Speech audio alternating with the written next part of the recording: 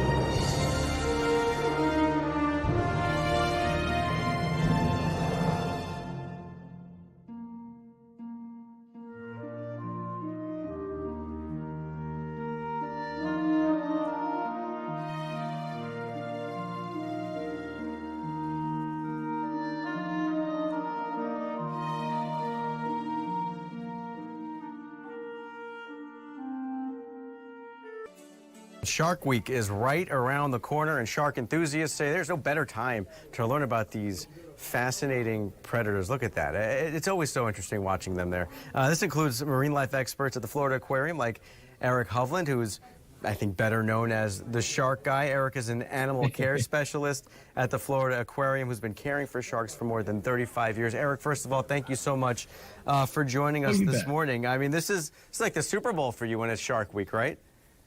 Yeah, it's pretty exciting. It gets people talking about sharks and talking about sharks, not just in Florida, but around the world, and just, just opens the door for that shark discussion. It goes from there. Yeah, and a lot of people fear sharks. What's the one thing that you wish that everybody knew about them? Right. Yeah. Well, it's kind of a cliche for a reason. You fear what you don't understand, and what you might not know about sharks is just the roles they play in the environment. They're truly in a variety of environments. We kind of see the movie, creatures that go all the way back to the 70s to a four-letter word, Jaws. And at the same time, we've advanced to the future where kids are singing, and just as good of an earworm baby shark song. So we are coming a long way from the time when they were just movie monsters. And now we're understanding that there are sharks from, the smallest sharks like cigar sharks all the way up to whale sharks that you can even see out in our coastal environment. I think that's one of the things that's exciting is switch gears from fearing a couple of sharks you might have seen in a movie to coming to the aquarium and experiencing sharks, and then just whetting your appetite, as it were. Yeah, and what kinds of sharks can people see if they head over to the Florida Aquarium in downtown Tampa? Sure, we're just getting started with 500 plus species of sharks. You can see 3 of them at the Florida Aquarium. Right at Shark Reef, our largest habitat, you can see the sand tiger sharks, and you can even see some of the diversity right there. They have long, skinny teeth, and even though they look kind of menacing, just think of them as a bunch of forks. They're great for catching little fish. And then, of course, the nurse sharks are swimming around near the bottom. Just shows, again, some of that diversity of the difference between always swimming and chilling on the bottom. And then speaking of little fish, if you go into the morph gallery, you can see a really unique shark known for its ability to just walk, and they'll nickname them walking sharks, but these are the epaulet sharks. They've got, these guys right here, sort of the spots on their shoulders that resemble epaulets. But yeah, you can see those up in morphed and a whole bunch of really interesting creatures. Yeah, and you guys are doing such great conservation work, with sharks, with other marine life over at the Florida Aquarium. Yes. And you're over at the Apollo Beach Conservation Campus there, right? Tell me what's happening there. Best kept secret. Right. It's really the best kept secret of the Florida Aquarium. Yeah, I've been lucky to be part of the Florida Aquarium family from its inception, when we were the only kids on the block, right down there in what has become Channelside to Water Street, to who knows what the future holds. But really, the whole area has just grown in leaps and bounds. And we outgrew the facility for the conservation work that we do here at the Florida Aquarium. And I say here because we are the South Campus down at Apollo Beach. I'm right now in the Turtle Surgery Center. This is our turtle rehabilitation center, where we had, already well over 20 turtles. We rescued 56 sea turtles last year and got them home, back out into the Gulf, back out into the Atlantic. Cold stun turtles, Kemp's Ridley turtles, which are the rarest in the world. Yeah, we're much more than the aquarium environment. We green sea turtles, loggerhead sea turtles, all that can happen right here. These windows you're looking through, they work both ways. When you come down, and I should kind of throw this out there, it's a secret no more, that this facility is also to the public in the same conjunction with the Manatee Viewing Center. So when it's manatee season, from November through April, come on down and visit us. This facility is free, and you can see what's happening as we help these turtles get home. I'm looking just to my right, to a big thunderstorm coming, surprise there, but also to our coral facility, where we are propagating corals. I mean, it's just scientific breakthroughs every day at our facility. And we're getting international acclaim for this. Our coral reefs are challenged. They have a lot of issues around the world, but what we can do is help those corals grow and sort of supplement and replant these corals into the wild. And that brings us right back to sharks, because what are sharks without a healthy coral reef? And those sea turtles as well. They all live in complement, and helping them from all different directions. And let's not forget the mangroves. right behind us, but we can get to those in just a second. Yeah, it's funny. I actually went over there a few months ago. My family and my kids' kindergarten class took a weekend trip over there. We all kind of gathered at the Manatee. Well, those are the best. Yeah, we started at the Manatee Viewing Center and then just took a short little golf cart ride over there and walked the rest of the way to where you are. There you go. Right now, it was a great full morning of being outside and learning about marine life. Let me ask you this, and you pointed out something very good. Not only is Manatee Viewing Center just a great place to go visit, but you just hop on a golf cart shuttle. They bring you around the back way over here to the facility to check out what's happening with the sea turtles. You can see over towards our coral facility, which itself is still growing. It's already something else, but that'll have a public side to it in the future.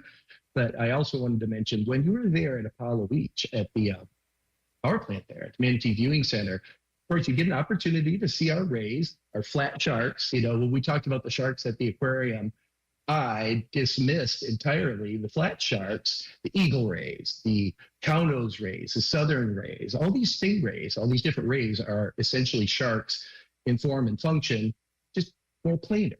So you can check them out also down at Manatee Viewing Center. And then I highly encourage you to take a long walk on a long pier all the way out there and keep your eyes on the water. That is one of the best places to see sharks in Tampa Bay. I get blown away every time I walk out there, and I've seen 1, 2, 10, 20 black tips and spinners and bull sharks. Oh my, you're cruising around out there. And if you're really lucky, keep your eyes on the water. You can see some spots going by, and that could be an eagle ray, and they love to leap along with those sharks. And that's manatees are great, but that's my favorite part. Go figure. The Manatee Viewing Center. And yeah, come see us. And I'll just ask you, from a conservation standpoint, which you've already kind of gone through, how valuable is Shark Week in helping people understand why sharks are so important and move past what for some people is kind of a fear of what they don't know? Absolutely. Fear to fascination. As you get to understand these animals more, the diversity of species, again, from these tiny sharks, these local species. I think we have at least a dozen species of sharks in our own waters. Like I said, it gets you talking about more than just the spooky part, the movie part, the fiction. And the more conversations we have, the more kids sing their jolly song, the more we start to look at sharks in a very different light. I like to compare it to where we were with whales and marine mammals in general. Just decades ago, within 100 years of our history, we did not think of whales as the beloved creatures they are. It was more of a commodity. It was something you needed to light your lamp or maybe to make your big poofy mid-century dress. But that aside, it really took a change of heart in the 70s and really a theme song once we heard them sing. Now, sharks aren't going to sing, but again, we changed our whole way of looking globally at whales. We can get there with sharks too. And the more that we celebrate the praises of sharks, how they complement the environment, they're kind of the overseers of the coral reef. They help keep those fish populations healthier by culling out the sick. By even with the sea turtles as they move along, once in a while, nature has a way, but they all complement each other. If the sharks aren't there to manage sometimes that sea turtle population, they could come through and eradicate the sea grasses. Again, we're here to help all the animals and let them live in harmony in the wild. So yeah, we can't have sharks without coral reefs. We can't have coral reefs without sharks and everybody in between. We're all about that balance. All right, real quick, I know you've already mentioned it a couple times. Where can people see sharks in Tampa Bay? Oh, gosh, yeah. So come to the Florida Aquarium. Don't just see sharks. Hop in the water, get wet, and see Indo-Pacific animals in our Sea Trek experience. We have another way to get into the water and see our sharks up close. Hey, if you're a scuba diver, we have a fantastic volunteer program. And we use the help of our volunteers on land and in the water every single day. We wouldn't be anywhere without them. We're very thankful for them at all of our facilities. And you can look into those programs on our website too. And I don't want to forget to mention too how you can also support and again, go check out the black tips and et cetera down here at the Manatee Viewing Center coming up November 1st and on. But also, there's one more complement to the conservation work that we're doing that you can also help with in the Mangrove Legacy Project, which is going to kick off this Sunday, as is Shark Week. And you can support that program at the aquarium by helping us outplant 250 mangroves. And this isn't just our facility. Other zoos and aquariums, coastal environments are helping build these mangrove forests that protect our coastlines, protect our homes, protect our wildlife, and create a nursery for everything from shrimp to lemon sharks to oysters. It's just, it all comes together. It's all kind of opportunities you can support at the Florida Aquarium. All right. And visit. That helps in a great way. It is such a great experience to go to where you are out in Apollo Beach or over to the Florida Aquarium. So much to see. Eric, thank you so much for joining us, for being the shark guy and being our pleasure. expert. Yeah, All right. every day. Enjoy Thanks shark. for supporting the Florida Aquarium. Thanks for loving sharks. Exactly, and thanks for joining us, Eric. Thanks so much. Take care. All right, we're going to take another quick look out here over Bayshore Boulevard. It is hot. It is humid. As you heard Eric just say a minute ago, it looked like there were some thunderstorms rolling into Apollo Beach. Hey, but that's the time of year we're in, right? You never know when that thunderstorm's coming, and we've got Tropical Storm Bertha out there in the Gulf. Keep it here. We got more news coming up.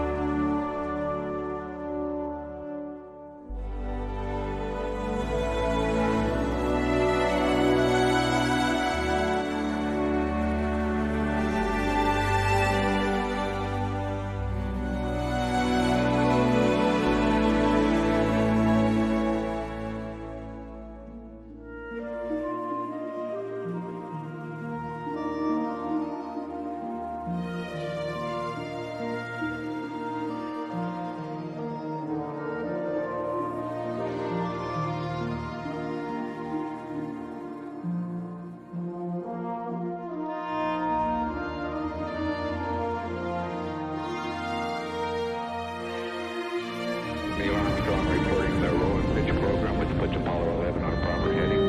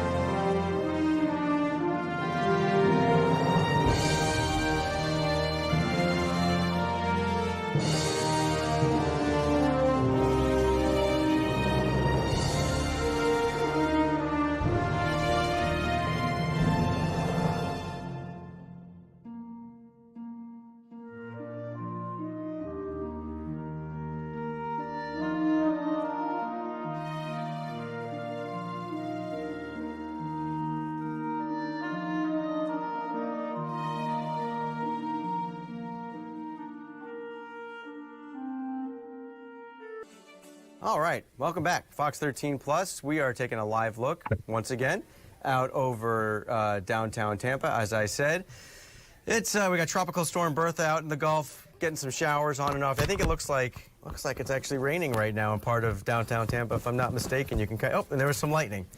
Well, that's going to happen. It's that time of year. I'll tell you what, though, on and off throughout the day and throughout this week, it is a beautiful time to be on the water, maybe to be on a yacht. If you can afford it. Exactly, if you can afford it. Be on a boat.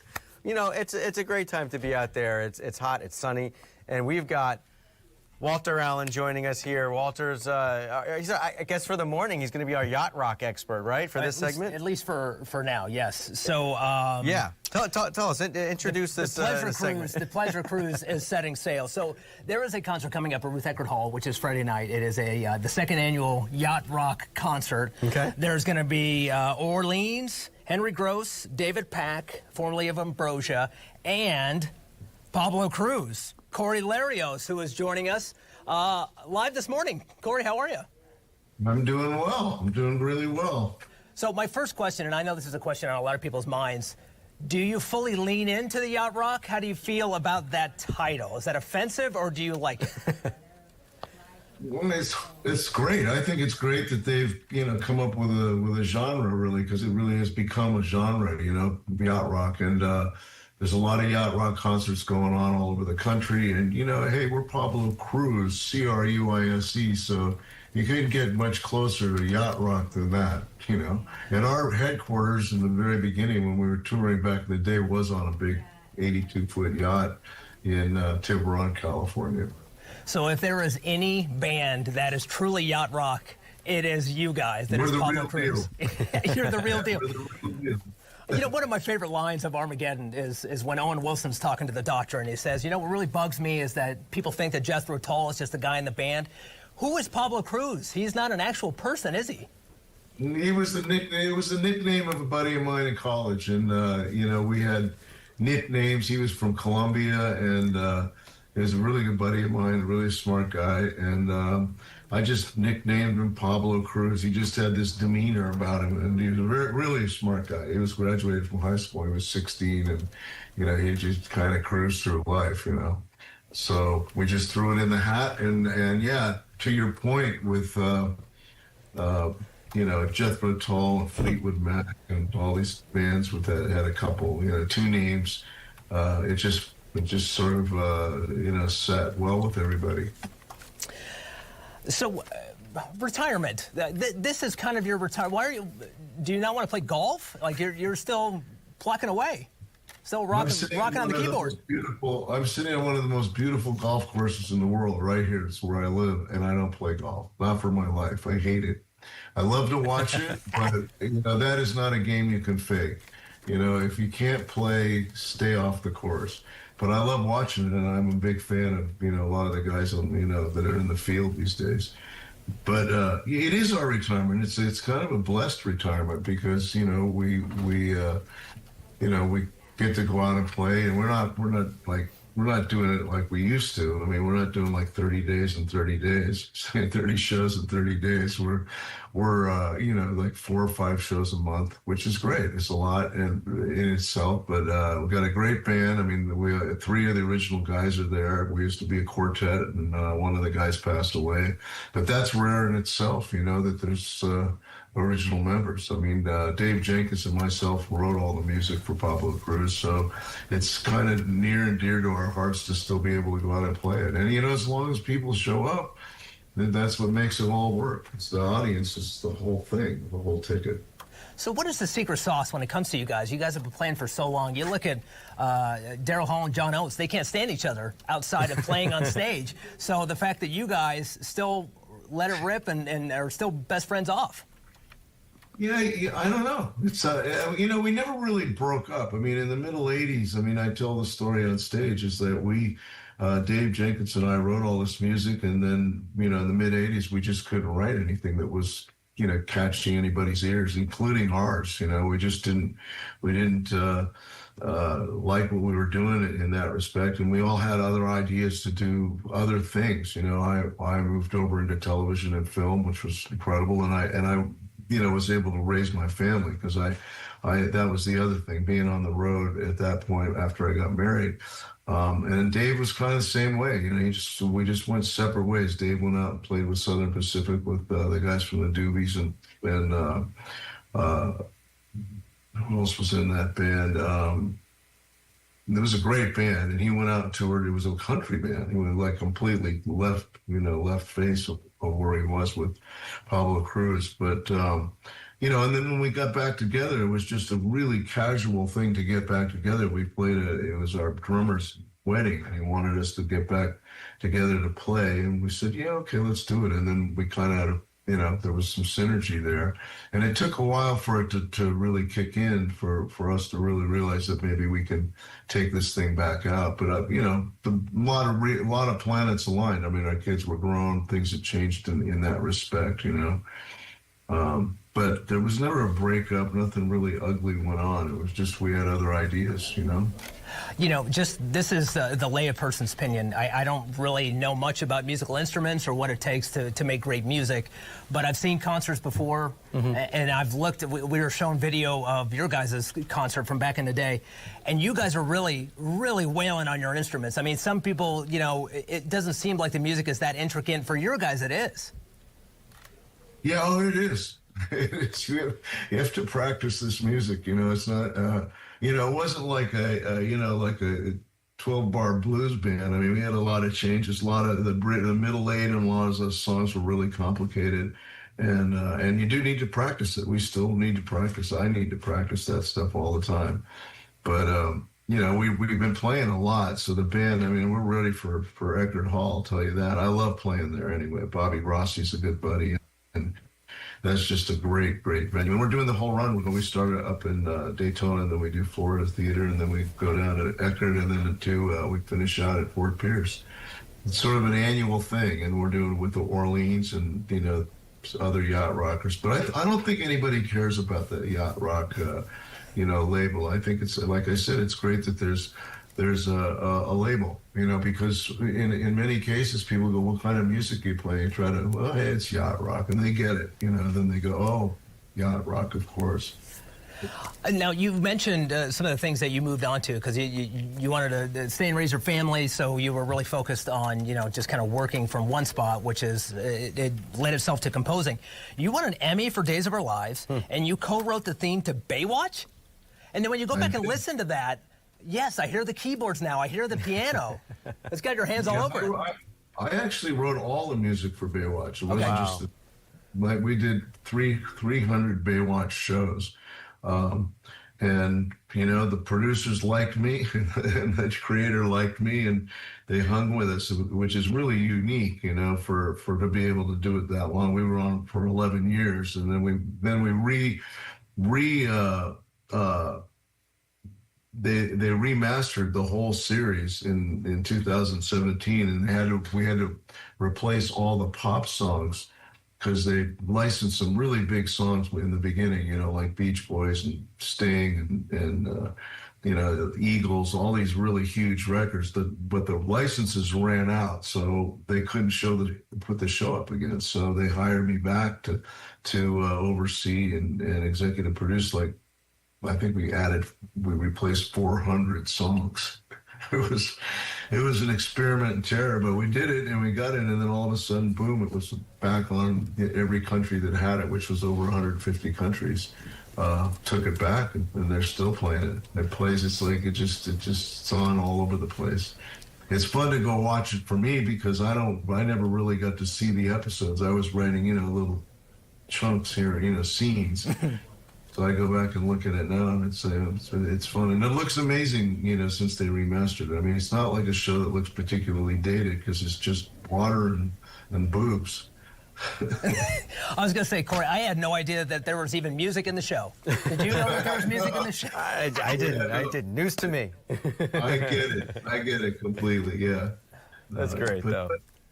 Very fun show to do, and you know, so, and then, you know, I'm not involved in it. I don't know if they're going to use the theme, but they're redoing it. There's going to be a brand new Baywatch, all new actors and producers and directors and everything. But they are filming it in Los Angeles, and so that's exciting, you know. Yeah, no, that's definitely exciting. You know, we have time for just a couple more questions.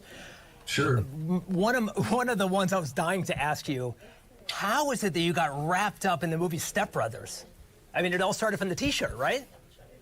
Yeah, that's a funny story. So, you know, they had to get our permission to use the T-shirt, and I get a call from Sony Pictures, and they said, you know, would you mind if Will Ferrell wore your T-shirt?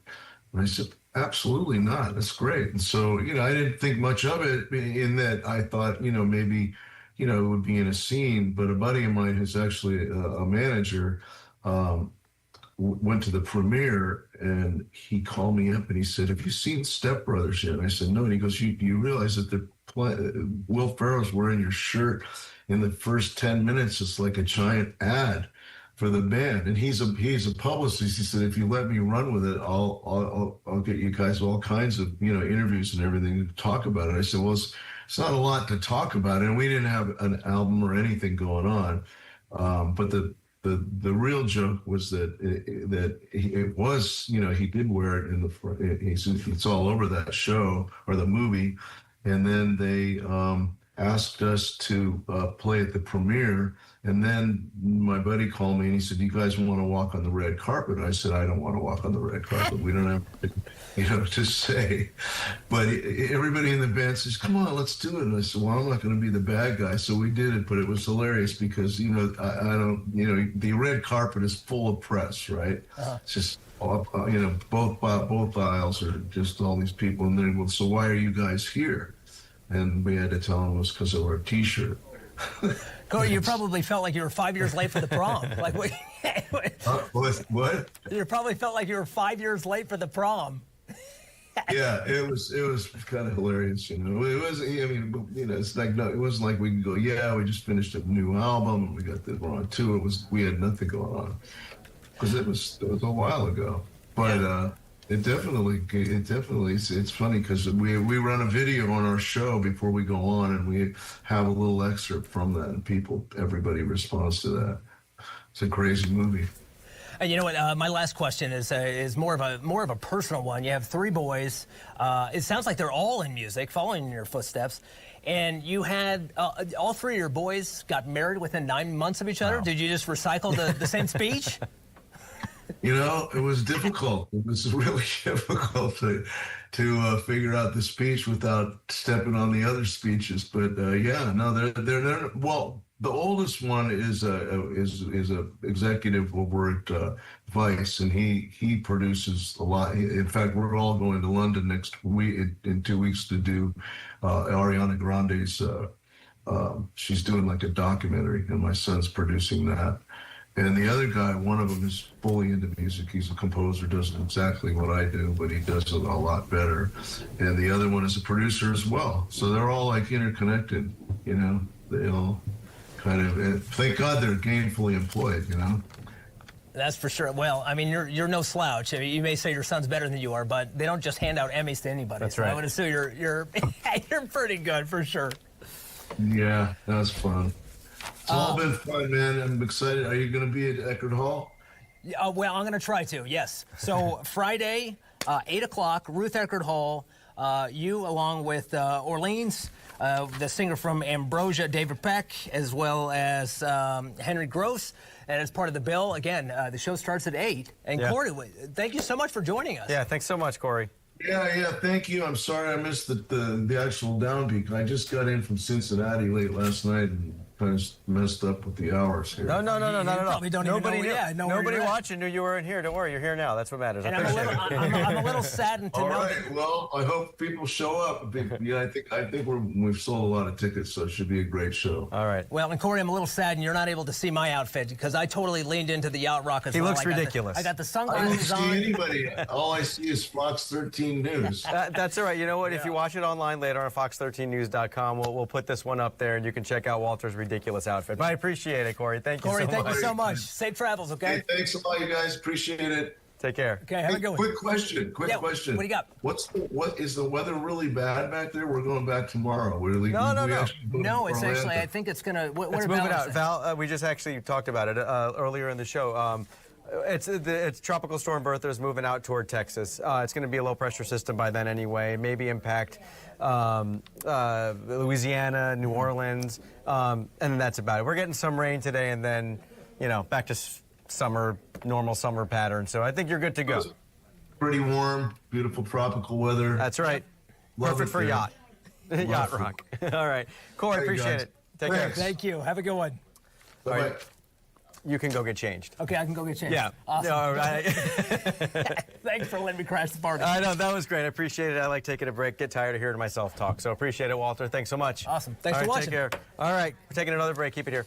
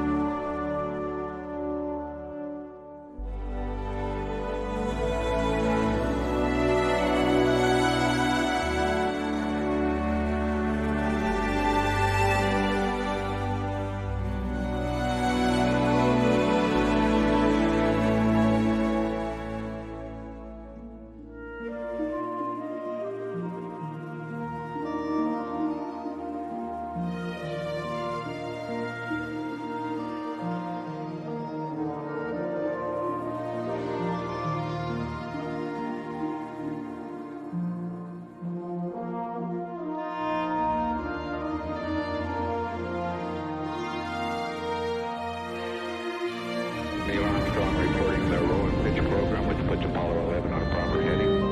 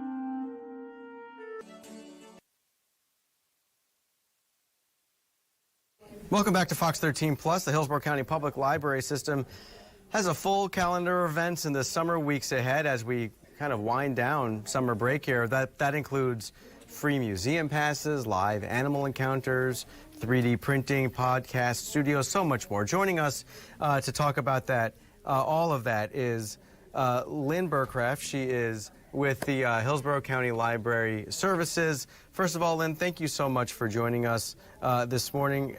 How are things going, first of all, and how's the summer season going for you? Much. It's great to be here. I appreciate the time today. So summer is such a special time at the library. It's wonderful to see the children that may not make it into our branches during the school year because they're busy. And we also very much want to help them with their summer reading and skills over the summer. So, which is known as the summer slide. So far, we have had about 5,000 people register for our summer reading program, which is wonderful. There's still time to register for our program. 2 weeks left, but we still have space available and there's time to join us. We've also had 1.5 million minutes read so far, which is absolutely incredible. And it's not too late to join. We have great prizes and programs, as you mentioned, so we would love to see more folks come out. That's great to hear. I mean, that is a lot of kids who are still reading in the summertime. Is that a number that continues to go up? Is that something that families seem to be focusing on even in the summertime when maybe the inclination would be to use tech a little bit more and devices? Absolutely, absolutely. So reading is so important, not just, to language arts and learning literacy, but reading is important overall. So if you're going to use tech and you're going to maybe go on games and things, you really do need to know how to read. And it is so important. And we try to build those skills through our early literacy programs that we have, starting with story times all the way up to adult programming.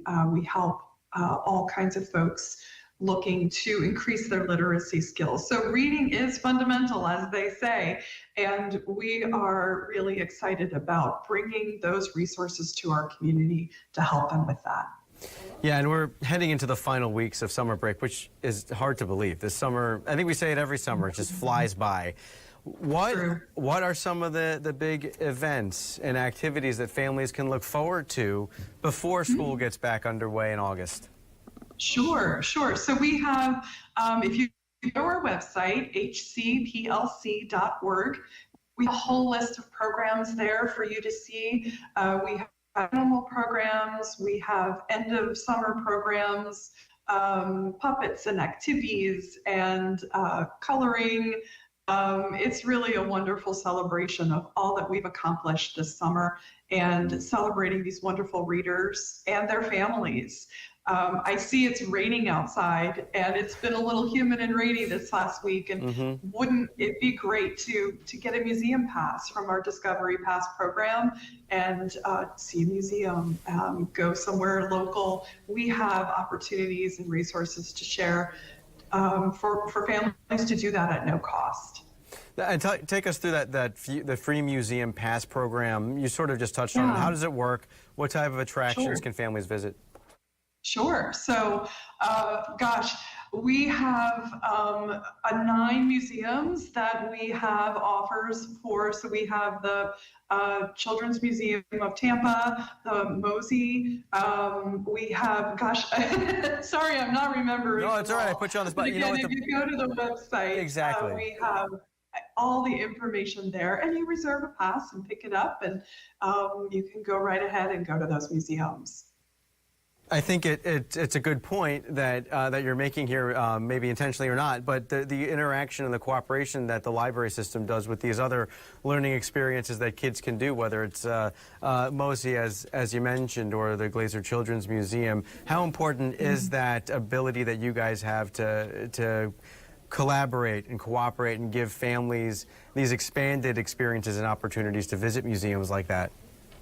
Absolutely. That is a wonderful question, and I appreciate that one.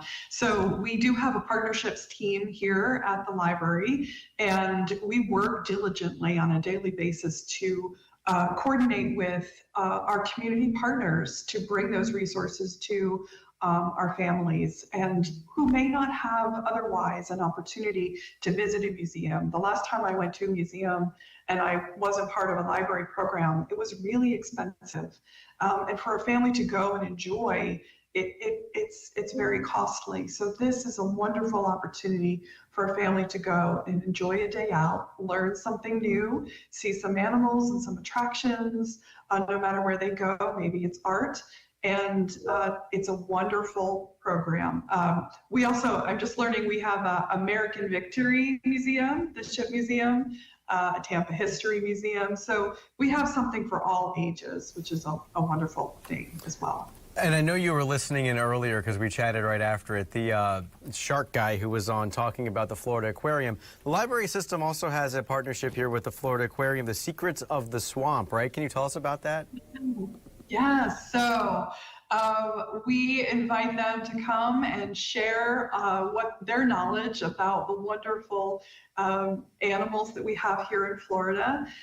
We invite them to come and talk to our families and our children about conservation, right, and the environment and how we can be good stewards of our local area and taking care of them and learning about those animals. We love when they come and visit the libraries so we can present those programs to our communities. Mm-hmm. And you've mentioned also, we kind of mentioned going into this maker space. What is it? What is a maker space? Why is this an exciting thing for people who visit the library? Sure. So a maker space is a room, is a space that has a lot of tech equipment. So there might be 3D printers, there might be laser cutters, sewing machines. So one of our biggest popular programs recently was a sewing machine program, and people learned how to sew. I mean, it was a wonderful thing. People came together and, you know, maybe it's needing to fix a button, or maybe you're a quilter. And I don't have a sewing machine at home. I'm not a sewer, but think about that. The library has sewing machines where people can come and use a sewing machine if they don't have one at home to do some of the things that they've been trying to do, whether it's a hobby or a DIY project, or you just need to fix a button. So it's really great. That's great. It's also pretty amazing that at the library people can use 3D printers. Is this something new, and what kind of projects are kids taking advantage of? Yeah, that's a great question also. So 3D printers are, I want to say, like in the last 10 or so years, it's relatively a newer trend in libraries, but it has taken off. And it is, if you're following any STEM initiatives or curriculum, you'll see that some of the schools actually also have engaged with 3D printers.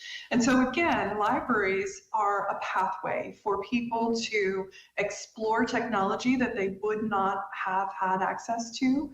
And some of the projects I have seen are people coming in to make something for their business.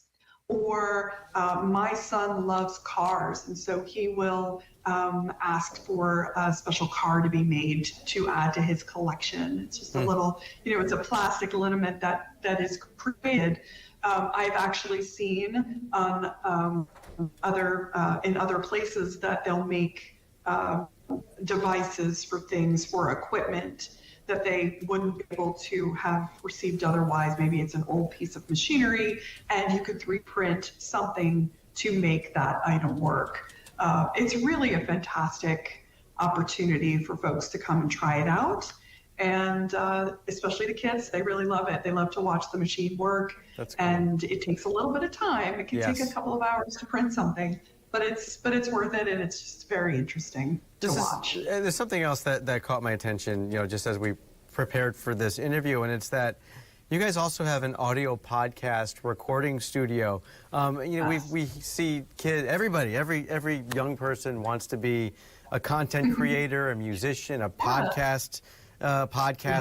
So what kind of opportunities can kids have there, or not just kids, or even young adults? Absolutely, yes. So we have recording studios that you can use to, try it out, right? It looks easy, but there is a little bit of a learning curve. You need to learn the technology to do a podcast, and we provide that opportunity, access for people to come and try out the recording studio. They may already have some experience with it. So the opportunity is just to have a quiet space that is outfitted for recording. That is very special. And we're happy to be able to provide these things to our community at large. All right, so school's starting up pretty soon. The programming doesn't stop. What can families look forward to after the school year starts if they want to go check it out at the library? Yeah. Yes, absolutely. So you are correct. September is National Library Card Month, and we're really excited. We're going to be, looking for new library card users. Last year, the library had over 45,000 new library card holders. So we're going to be kicking off that initiative in September. And having a library card is really important to students because we have resources, we have databases, we have books that you might need for a project. And for the little ones that see their brothers or sisters going off to school and they feel maybe sad that they're not going to, we have early literacy, story times and programs for them too, so they can feel a part of it as well. That's great to hear. And for folks who just want to get a little bit more information about this, one more time, where can they go and find out all about the Hillsborough County Library Services? Yes. Visit our wonderful website at hcplc.org. All right. Lynn, thank you so much for joining us this morning and for being a part of this and for taking us through everything you guys have to offer over there. There are some great, as you mentioned, great programs, great opportunities. The summer isn't over yet, so there's still plenty that people can do, right?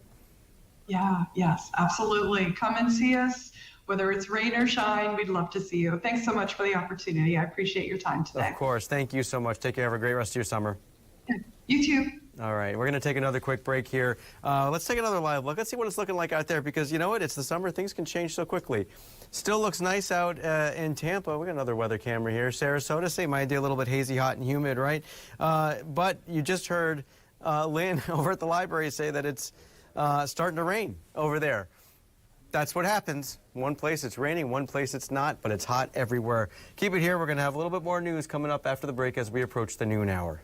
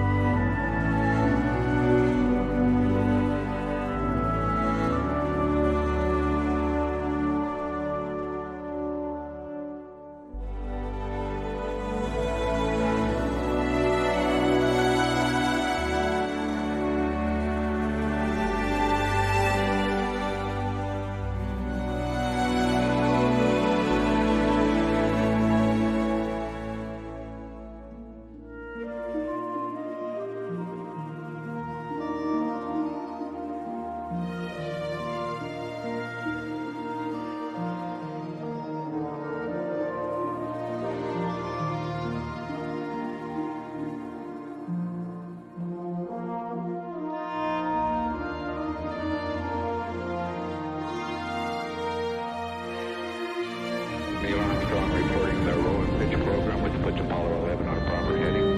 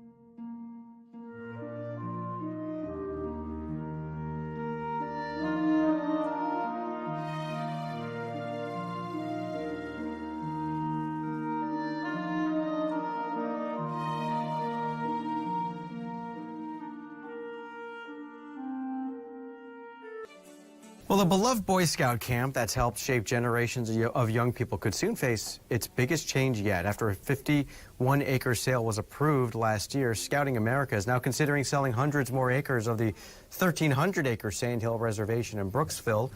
Former Scouts say the proposal is potentially threatening a place that's been part of their lives for decades. Fox 13's Jennifer Veglis has been following this and has more. Open pastures, dozens of hiking trails, and spring-like waters. It's kind of a diamond in the rough. Eagle Scout Travis Johnston has spent a lot of time over the years at the Sand Hill Scout Reservation, but he fears nearly half of it could be lost after a public meeting hosted by Coastal Engineering last week. The meeting notice advertised a rezoning request for 52 acres of the property from recreational to a planned development district. We found out that, well, the 52 acres, actually, that was a big mistake that they made. It's not 52 acres. It's actually 604 acres. Johnston and the Save Sand Hill Reservation Group says they were misled, believing the notice was related to last year's 51-acre sale, which allowed the Withlacoochee Electric Cooperative to build a substation at the northwest corner of the property. The citizens of Hernando County and everybody, have a right to know what's really going on here. If the application is approved, it's unclear right now what would be built on the 604 acres. Just disheartening. For many former Scouts, the biggest concern is whether the land should be sold at all. In 1978, the Scouts gained the Sand Hill Scout Reservation land when the former property owner, Larry Diepoldter, willed it to the organization under the stipulation that if the Scouts no longer wanted the land, it would become a county park. But a discrepancy between Diepoldter's will and the land deed was later found, giving the Scouts the ability to sell the land. When will it end? I don't know. All right, that was Fox 13's Jennifer Veglis reporting. The application, we're told, will go to the state for further review, then to Hernando County commissioners for a final vote. Fox 13, meanwhile, has reached out to the Scouting Council and Coastal Engineers for a comment, but we have not heard back. Now we're going to turn our attention back to something that I've brought up a few times today in some of our interviews here, and that is, it is, believe it or not, almost time for back-to-school shopping, and there is no better time to do it than right now. The sales tax holiday started this week, and it still feels like the middle of summer, but some students only have a few more weeks before heading back to the classroom. Fox's Amanda Ruiz shows us some of the stuff that they can get. Backpacks, notebooks, pencils. Just about every school supply item was finding its way into shopping carts as families checked off their back-to-school shopping lists. Cool. All right. That's good. And for many parents, the timing couldn't be better. Florida's back-to-school sales tax holiday is in full swing, and it's helping stretch those shopping dollars. It helps a lot. You save a lot of money, especially in times like this. and we have one child going to college and the second child going to middle school, and we can buy all the school supply and clothes, and it saves a good chunk of money for us and for everyone in Florida. The month-long tax break covers clothes, shoes, backpacks, school supplies, learning aids, and even personal computers up to $1,500. At Walmart, some notebooks were even priced at less than 40 cents, a price store employees say shoppers haven't seen in years. The lowest price they've been in the last 7 years, so it's kind of a shocker when they come in. While parents were focused on saving, the kids were focused on something else. For little Nala, she was all about searching for all things purple for her first day of pre-K. I'm going to school. I signed for the teacher. And for these 5th grade twin sisters, I'm getting a binder, paper, notebooks. Their shopping list is all figured out. I want like aesthetic stuff, to be honest. Cutesy stuff, basically. I kind of want to get some like blue things. And parents say the tax holiday helps check everything off the list without spending quite as much. We also have to get clothes and shoes. She's growing, and so those things have to be added into the equation as well. So we're excited to save. Amanda Ruiz, Fox 13 News. All right, Amanda, thank you so much. And that kind of leads us right into this, something we've been monitoring all morning here. This is the Hillsborough County School Board holding a workshop. One of the topics, something we've been following pretty closely, the district has recently rolled out new guidelines regarding using technology in classrooms. Devices will be almost entirely eliminated during daily instruction in kindergarten through 2nd grades. Technology will be used in more moderate levels for 3rd through 12th graders. District leaders say they're trying to strike a better balance, so that's something that is on the table and a topic of discussion here over at the Hillsborough County School Board workshop. They're not going to make a whole lot of decisions here in a workshop of this nature, but basically what happens is they all kind of share their thoughts, as we listened in earlier today, and we heard some of that discussion. Meanwhile, we are also monitoring the weather, of course. The Tropical Storm Bertha out in the Gulf, going to probably more impact throughout the later today and tomorrow. We're told it'll impact the Panhandle into the western part of the Gulf and then into Texas, and by then it'll potentially just break up and turn into more of a low-pressure system, according to our Fox 13 meteorologists. All right, that's going to do it for us here on Fox 13 News, on Fox 13 Plus. I've been in for Regina the last couple of days. She's been trying to get back to Tampa, but stuck in New York. She's, I think, going to get back this afternoon, so she'll probably be here again tomorrow morning. We're going to have a special Fox 13 Plus edition at 1 o'clock from 1 to 2. But for now, we're going to send you over to the Fox 13 News at noon, and your news is always online, fox13news.com, and on the Fox local app. Have a great morning.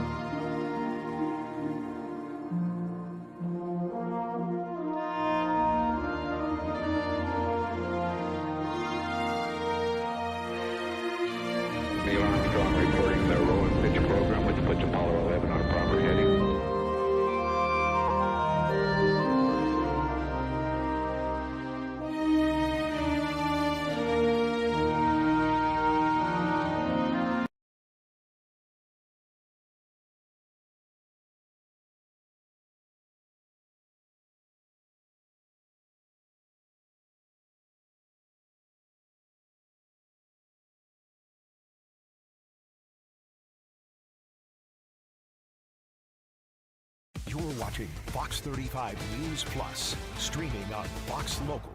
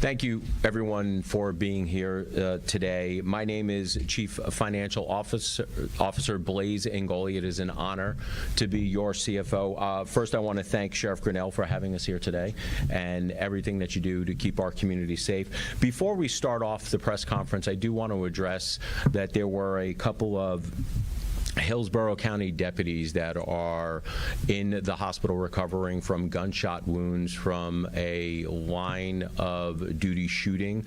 I know that one, I believe, was released, and I think the other one may still be in a hospital. Don't quote me on that.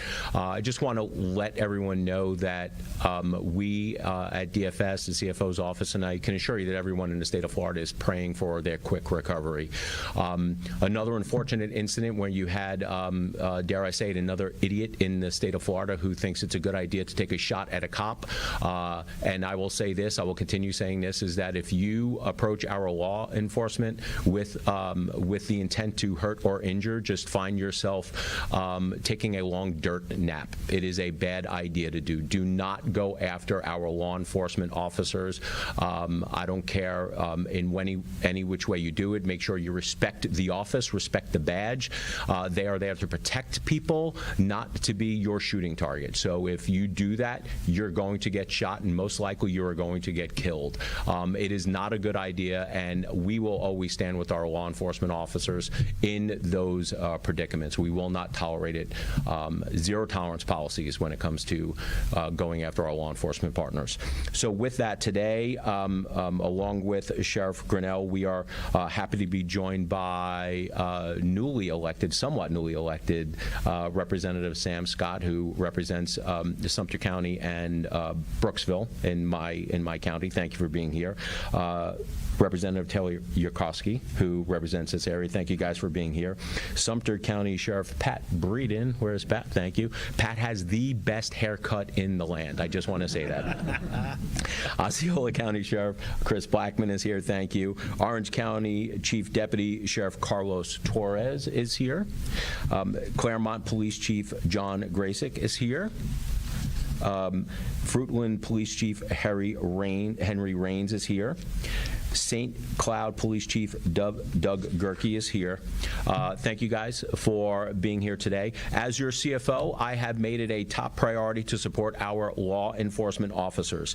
This is not a new priority of mine. It is a promise that I made a long time ago, well before I even got elected, well before I served as a member of the State House and then as a State Senate. And I'm going to continue supporting our law enforcement as long as I'm an elected official and way after that. My support is not just a talking point. I have worked throughout my time in public office to help pass legislation that provides resources and support that our law enforcement officers not only need but deserve, so you all can continue to protect our communities to the best of your ability. Thank you.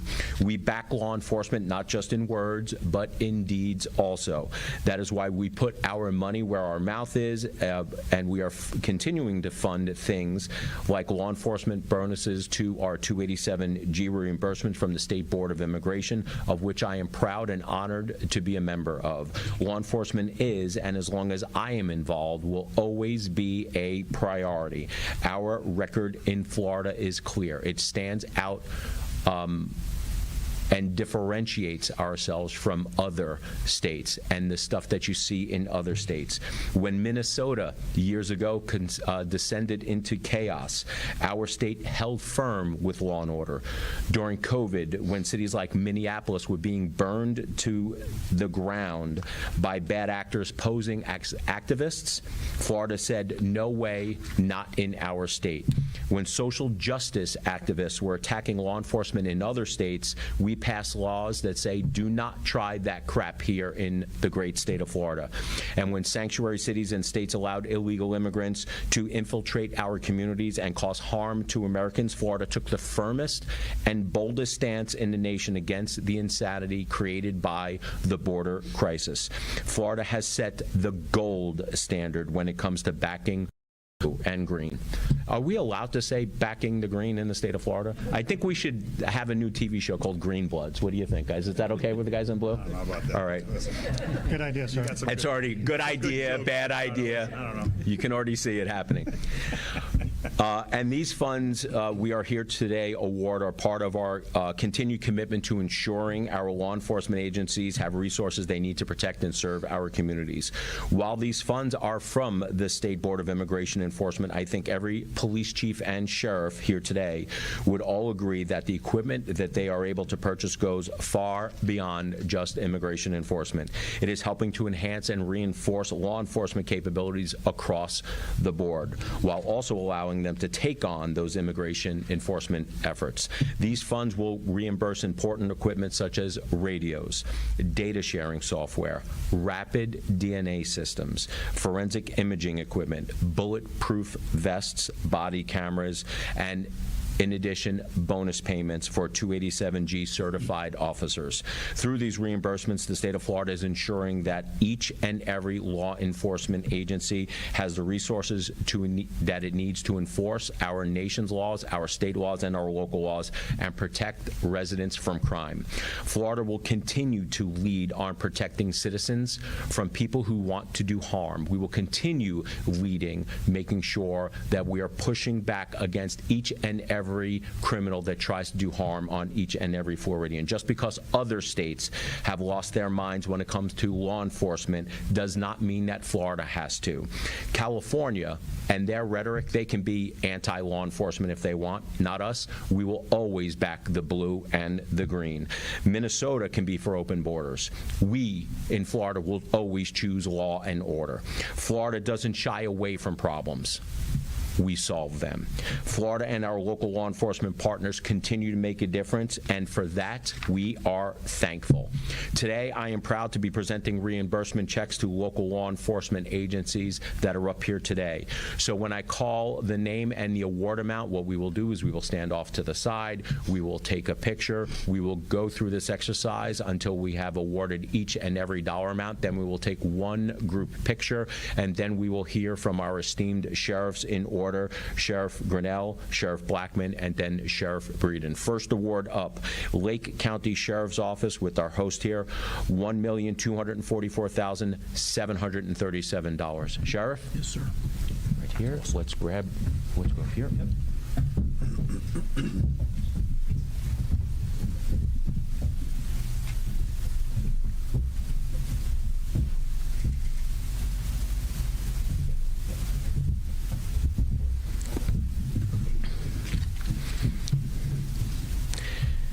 Next up, Orange County Sheriff's Office, $10,881.72.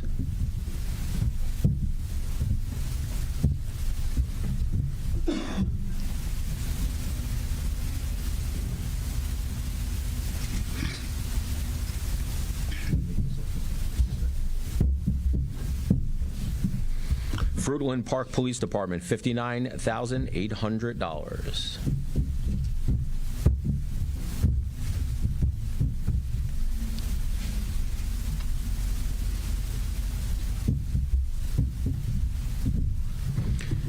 Claremont Police Department, $16,471. Excuse me, sir.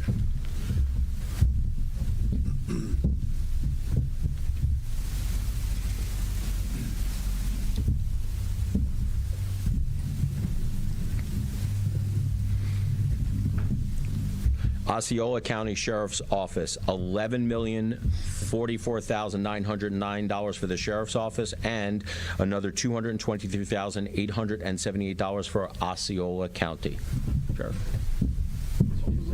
Yeah, 2 seconds. All right. Okay, you can handle it.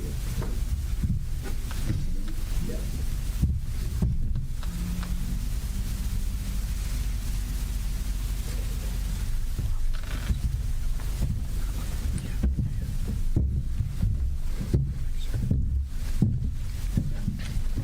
With the best hair in the land, Sumter County Sheriff's Office, $531,678. St. Barbara.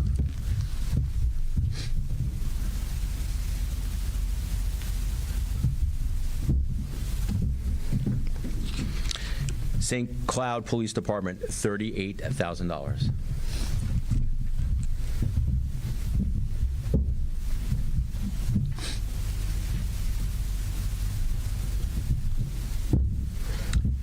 Thank you, everyone. Actually, let's do this real quick. Let's all,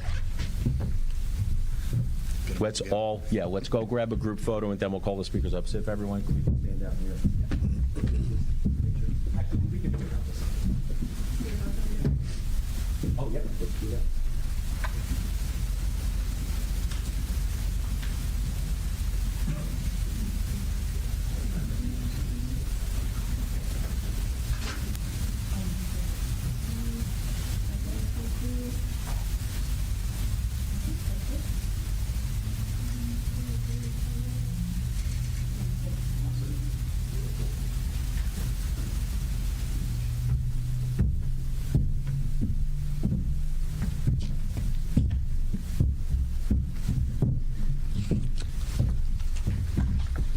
And now it is my honor to call up the host of this event, esteemed Sheriff of Lake County, Sheriff Peyton Grinnell. Sheriff. Well, thank you, Chief, and welcome to the best county in the state of Florida. and thank you for bringing a check. That's awesome. You know, Lake County continues to grow, and we will be able to put that money to good use to make Lake County even safer than it already is. And I will tell you, as a Florida sheriff, it is an honor to work under Governor Ron DeSantis and his cabinet members, Chief, who all have the same mission. But more importantly, they back us in our job, which is to keep you, the citizenry, safe from criminal illegal aliens and anybody that would want to commit a crime. So, Chief, once again, on behalf of the Lake County Sheriff's Office, my 800-plus employees, thank you for the check and thank you for the job you're doing. Thank you, sir. Yes, Appreciate you. Next up, Osceola County Sheriff Chris Blackman. Thank you, Chief. I'm going to echo what Sheriff Cornell said. We have the best governor, the best cabinet in the entire land. CFO Blaise Ngolia is our financial officer. You got Wilton Simpson running ag, and you have James Othmeyer, the best attorney general in the land. And we have also Governor DeSantis. This stuff is important to our taxpayers and to our agency. He mentioned earlier, the CFO did, about the radios. We finished out our agency supplying them with radios now, the portable radios. We also use this money for the body armor. Every deputy now has brand new body armor with rifle plates in it before they didn't have. Further into it, more and more into buying stuff to make our deputies safer for their job every day. This money is greatly appreciated. We appreciate the opportunity to serve, and this is the law and order state, right? And we live free. And I can't argue with Sheriff Cornell because I live in Lake County. So it is a great county. I've lived here for 31 years. But to all the sheriffs, all the counties, we all think we have the best county, and we do. We've got the best state of Florida. We're out here to protect and serve. I know that's the canned moniker you hear all the time, but it's legit. We are serving our citizenry. We are protecting you. And I believe since the governor took over 8 years ago, you've seen your crime drop. The respect for law enforcement in this state has gone through the roof. And we got State Representative Taylor Yalkowski, Senator, a good friend of mine. Taylor really supports law enforcement. When I was at the Highway Patrol, Taylor went and rode with me on a lot of missions. Got to see firsthand what our people do. But thank you to the Cabinet, to the State Board of Immigration, Executive Director Coker, and especially to Blaise Ngolia, our CFO. Thank you. Thank you, sir. Next up, Sumter County Sheriff Pat Breeden.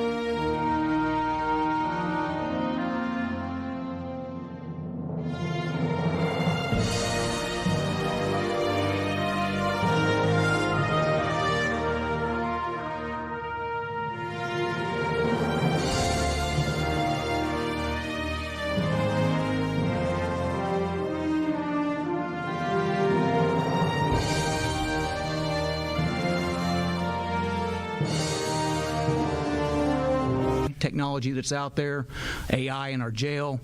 I will tell you that we just entered into an agreement with ICE to house 120 illegal aliens in the Lake County Jail. We partner with our federal law enforcement partners to keep citizens safe. There will be some cost associated with that. So I'll have those proposals and we'll take a look at them. Any other questions? All right. Appreciate you guys for all being here, and thank you for everything that you do in our communities. May God bless you all, and may God bless the great state of Florida. Thank you guys for being here.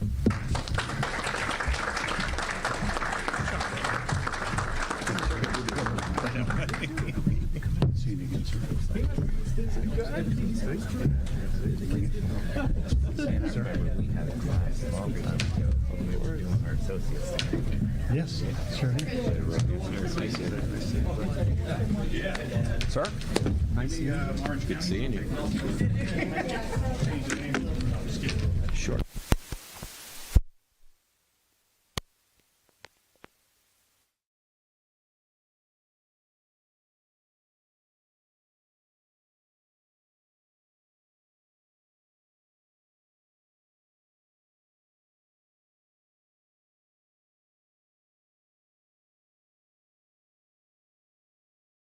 know what ADHD was. This type of case highlights the consequences of not doing fraud work. Bad drugs out on the street in the hands of people who have no business handling. As the Secretary said, every dollar we spend, waste, fraud, and abuse has a human face. Some of us have people who are receiving Medicare or Medicaid who've had trouble because of fraudsters. And this group up here says, no more. Thank you very much.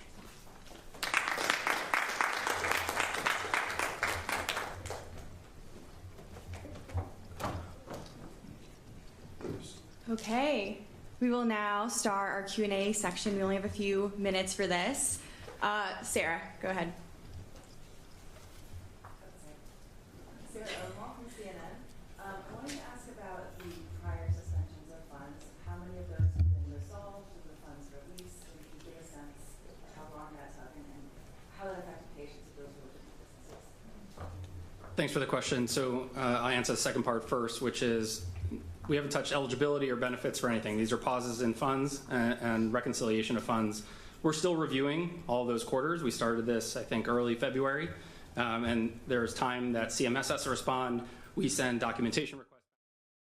They cannot receive the money. That money that they are earning is deposited in a Cuban bank. Bottom line, modern day human trafficking. Is there any way that you can put this shell company on the blacklist?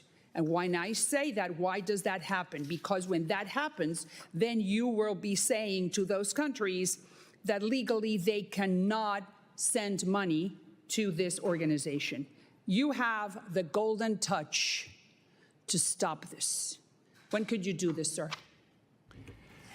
Thanks for the question, Representative Salazar. I think you've seen that we have been progressively hitting the GAESA entities, and certainly the Bravo. Yeah, and share it. What I'll have to check is that there are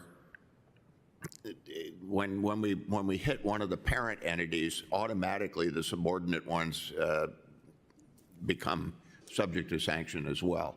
But this is one of our high priorities, is stopping that program of making basically where others are renting or slave labor from the Cuban security services. That's correct. So we absolutely share your desire on this, and we've gone after the parent company. So I'll get back to you as to whether that individual shell company is. So you're sending the message that those countries cannot be sending any more money. Yeah, it's no more.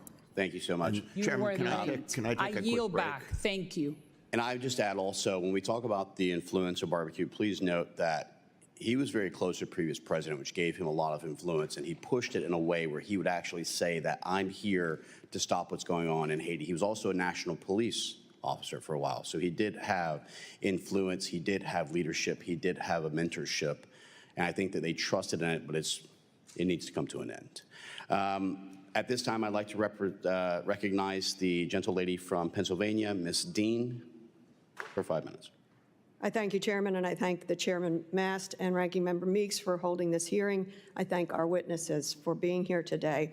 As has been described, Haiti is in the middle of one of the worst humanitarian crises in the world.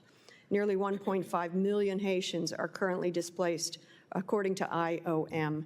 5.8 million Haitians, half the population, are food insecure, hungry, according to World Food Program. Vital health and social services collapsing, access to health care inconsistent, schools frequently closed.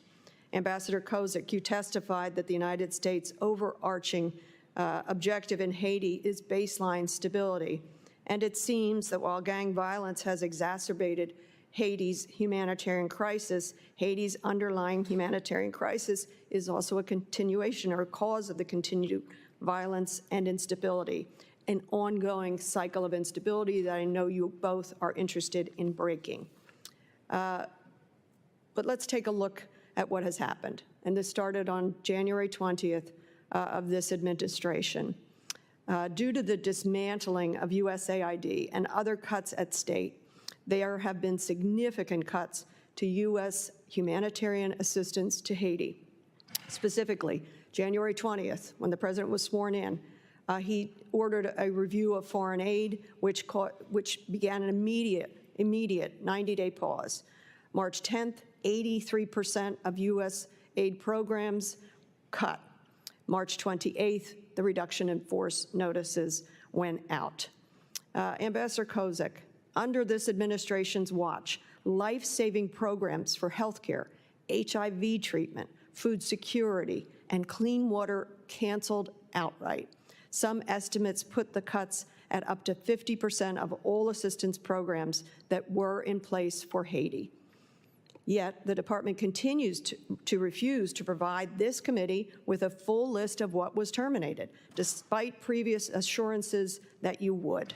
Why is that, and when will we get a full accounting of that which has been cut? Okay, thank you, Representative Dean. Let me be clear that I think the administration's policy was to continue life-saving programs that provide water and food and so on. One thing we have done, though. No, but I'm asking you specifically, programs that were cut. That's the reporting that we want. I understand what you said. And this is where we need to go back to the what's left of USAID that has those figures. But what I want to do is put this in the right context. What the effort was. I have heard the context before. Mr. Ambassador, please. All right. We're asking for specific reporting. When will we get specific reporting on the programs cut? You can tell us later, or in addition, that which you replenished or shifted, what was cut. For example, it is estimated that $784,000 worth of health commodities were let to partially expire. What happened to those things on the shelves? Did the Haitian people ever get those life-saving things, or did we just wind up trashing them? Do we have reports? Yeah, I don't know the answer to that question. I would refer it to the USAID people. But I do want to get on the record, Congresswoman, that we... No. Yeah, well, Sir, you asked me a question. As a representative of this administration, you owe us that reporting. Don't ask us to go to USAID. Most of those folks are gone. The administration owes the answer. I'll leave it at that. Let me go on to the boat strikes. It's an issue I care deeply about, and the related issues to it. I know that the administration cares about stopping the flow of illicit drugs into the country, and the administration's boat strike campaign has the stated purpose of stopping the flow of illicit drugs to the U.S. There's a problem with that premise. The president keeps talking about fentanyl on these boats. Actually, there are two problems with it. In the boat strikes, what evidence have you produced that these were boats carrying illicit drugs to the United States? Where's the evidence? I think you would put that question to our colleagues from the Department of War who've been carrying out that policy. But this is I do know that they feel confident that they are targeting the correct here's the deal. targets. We have had so far 221 dead, 66 strikes. That's only as of July the 1st. There were 4 strikes in June alone that killed 16 people. Congress has received no evidence of these extrajudicial killings, of the evidence of the drug trafficking. When will you, in your capacity, provide us that evidence? Department of Defense, as it is named currently, hasn't given us any briefings either, but you owe us briefings. I can't brief you on something I don't know. Do you have any evidence of drugs on these boats? I think that has not been the issue. The issue is whether the people on the boats and the boats are part of the organizations that are doing that. What do you have evidence of that, of their organizational ties? These are intel driven. Mr. Chairman, the last member went over 2 minutes. Yes, would you answer the question? I understand that, Ms. Dean, but at the end of the day, I do sit with the chair and have the gavel.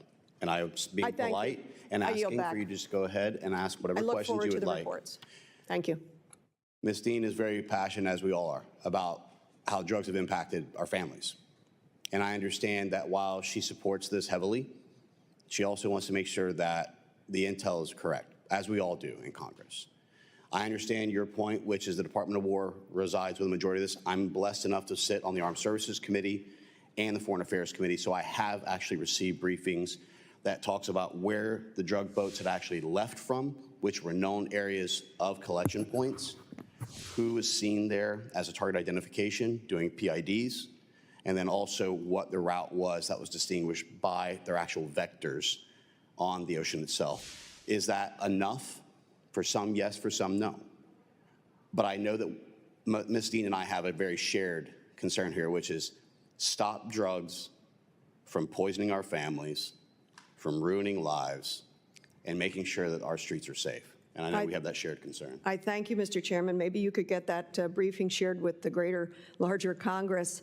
And of course, the false premise that these are fentanyl boats makes no sense whatsoever. Thank And you. the majority of them are not just fentanyl, they are cocaine and others. So I agree that we need a full brief. But you know as well as I do, Ms. Dean, that unfortunately, if we don't sit on certain committees, we don't always get the information. I don't get it from financial services. I don't get it from others.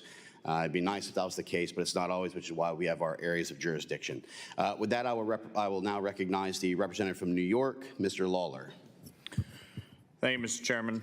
The State Department currently lists Haiti as a level 4 travel advisory and tells Americans not to travel to Haiti for any reason whatsoever, and even encourages them to leave DNA behind in the event they do go to Haiti. Mr. Kozak, can you please share why Haiti is at level 4 and why is it unsafe for Americans to travel there? Well, these are determinations made by our Consular Affairs Bureau for countries all around the world. I would say in the case of Haiti, the factors that have gone into it, one, we've had, as Representative mentioned earlier, we've had a number of kidnappings of Americans and being held for ransom and so on. We have extremely limited consular services there because our embassy is so small. And the generalized crime in parts of Haiti. So there are all those different factors that are spelled out in the travel advisory. But these are inclusive of that, the lack of a stable government, the gangs running large portions of Haiti, correct? These are all part of the determinations?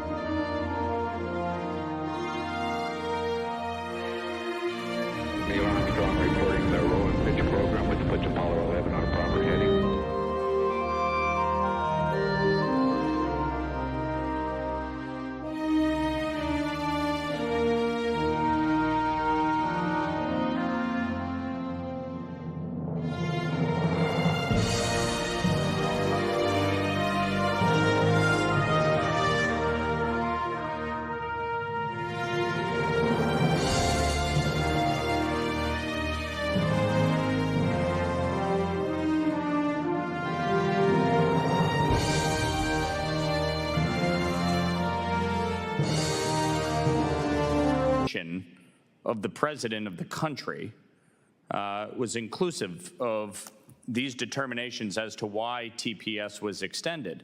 But state has a very specific role, which is to advise the Department of Homeland Security about the situation on the ground. And I can't imagine, given that we are setting up a gang suppression unit that anybody at state would have said everything is hunky-dory on the ground in Haiti and let's end TPS. I mean, is that the position of the State Department? No, it's certainly not anybody saying that it was hunky-dory. All right, good. So over the last few years, the security situation has clearly deteriorated in Haiti, and what started as a downward spiral has ended up in a free fall. There's no legitimate government. The gangs are exercising authority over citizens, roads, ports, and much of Port-au-Prince itself. And the dire situation has resulted in a humanitarian crisis and extreme poverty. And since I joined Congress, I've been urging my colleagues on both sides of the aisle, as well as the Biden and Trump administrations, to prioritize the problems in Haiti. President Biden oversaw the UN's Kenyan-led multinational security support mission, which was an absolute disaster and a failure. Okay? The gang suppression force has the potential to work because the whole objective is to eliminate the gangs and allow for a stable government to take form and allow for a free and fair election. So, Colonel, can you share how the gang suppression force differs from this Kenyan-led mission, and why is this the better route? Yeah, thanks for the question, Congressman. Very important to distinguish the two because they really are two separate entities. The biggest challenge that we began with was clearly identifying the problem, and the problem had been mischaracterized in previous intervention as a criminal problem. It is fundamentally not. It is a proto-insurgency, and we seek the gang suppression force to attack those proto-insurgent issues. So the gangs are comprised, their operations are comprised of four critical elements. One's arms and ammunition. Two is resource flows, illicit resource flows, narcotics, et cetera. Three is safe haven, and four is alliances. Our objectives are to eliminate that lifeblood from the gangs, and we've designed the force to do just that. We have an updated mission. We have very clear and distinct leadership from the last mission. The size, we're 5 times larger. The structure, it's a military-heavy structure, 4/5 military, 1/5 police. Yeah. And then finally, sustainment. You know, the greatest burden to the U.S. taxpayer was through sustainment of the previous mission. The UN is supporting sustainment of this mission through assessed contributions. I appreciate that. And look, we want this to succeed. We want Haiti to be safe for Haitians to return to and have a more stable government and elect a government of their own choosing and have a democracy on the ground free of gang activity. Lastly, I would just say in the NDAA last year, we created the Office of Haitian Affairs. I see your colleague stepped away, but this needs to be set up within the State Department immediately and start focusing on what needs to be done, working with state and our staff on the ground there and the government of Haiti ultimately to have a more stable situation on the ground. So I would encourage the administration to get the Office of Haitian Affairs set up as Congress passed in the NDAA. I yield back. Thank you so much. I know that many of the members want to wait until the ambassador comes back so you can ask questions. In the sake of saving time, and again, I'm giving people extra time because I do think this is a very important issue. I know that Debbie knows how, Ms. Wasserman Schultz knows how important this is, being in the state of Florida and knowing how close to our own shorelines it is. And so I definitely want to give her the opportunity to ask the questions as well as for Representative Mfume. But I'll go ahead and recognize myself for 5 minutes and address with the Colonel, and that way it gives you guys time if you'll agree. Thank you. Colonel, looking at GS9, looking at barbecue, and looking at the gang activity, what could you utilize as a comparison to things that we have encountered like this in the past and what strategies were successful? Yeah, it's a really good question, and we've done a fair amount of comparative analysis trying to identify an appropriate solution. Probably Somalia comes closest in this regard. And we built our solution not only through that comparative analysis, but also through detailed analysis of previous multinational force failures. The same themes are reiterated throughout history, and our distinct goal from the onset was to ensure we don't, complete the same mistakes of the previous missions. And if I may, we've seen where, and I'll bore people with the history, we always want to hit the contractor, right? I would argue that Lewis and Clark actually was a contractor as well who mapped out America, and we didn't have issues whenever it was to our benefits. And we've certainly seen where there are benefits, especially being a U.S. Army combat veteran myself, having been a contractor myself in various factions, whether it be with the agency or whether it be with the State Department. There are certain permissible capabilities that we have under letters of authorization, or in Iraq, for example, when you had the CPA, Coalition Provincial Authorities, that enable us to do things that is not governed by the Uniform Code of Military Justice and enables things to be able to come to fruition. We have to recognize that sometimes in warfare, sometimes in gang terrorist activity strategies or anti-gang strategies like this, there are certain restrictions and handcuffs on us that without that we could resolve very quickly. I lead that question into asking, what is the current oversight? Do you feel it's adequate for what we have regarding contractors in Haiti? Because here's what I always am concerned with. I don't want another Nisour Square incident. I don't want another outrage in a country where we actually cause more diplomatic damage and more destabilization. And America's been great at destabilizing nations like Afghanistan and Iraq for 20 plus years, and I certainly don't want us to see a prolonged war again. But I also want to see stability and improvement for the Haitian people. Do you feel there's adequate oversight and cooperation between the government and these contractors to see this to success? Congressman, I do. Contractors are a part of conflict. Christopher Columbus was a military contractor. So it goes back through the duration of history. There are certainly elements of this conflict that the contractors and as a part of the Haitian task force, things that they can do and execute that are essential, and there are elements that have to be done by the gang suppression force. There's justification for each of those parallel efforts, but they must be parallel, and I do think they have the necessary oversight structures in place. I would caution using Christopher Columbus, given his treatment of the people of Hispaniola, and noting that it was under the doctrine of discovery under the Vatican that was actually approved by the Queen Catherine of Spain at the time, and the idea of expansionism and his own doctrine. He came back and wrote in his diary that the people of this nation do not know the wealth they have and will make great slaves for us. Yeah, I'm not exactly a massive Christopher Columbus fan in history, just to be clear.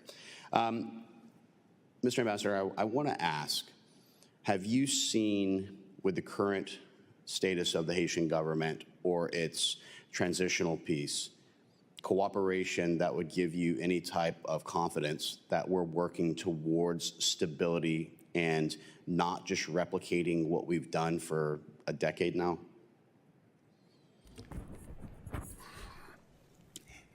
Yes, I think with a couple of specifics. We had this transitional presidential council that was set up that was sort of a rotating presidency. Some of the people on it were tied up with gangs. Some of them were very corrupt. They were keeping their position simply so they would have immunity from prosecution. That is not the kind of government that gives anybody any kind of confidence of stabilization or anything else. Thank you. Happily, that despite an effort that they made to displace the prime minister and prolong their tenure, that didn't happen. They're gone. The prime minister, is certainly not an elected individual, but he seems to be very dedicated in his mission, which is to have an election and get somebody else elected. He's not purporting to run for office himself. But not a so I think we've got not a dictatorship style, and someone who wants to see the success of his nation, which is what we all want. Exactly. With running over just a few seconds, if I may.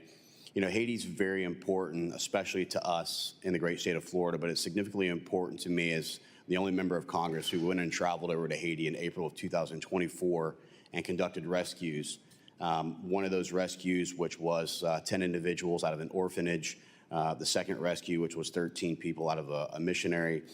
We wish that we could have gotten more, but also I was blessed to be able to work with the Tim Tebow Foundation, another great Floridian, to get out 59 mentally and physically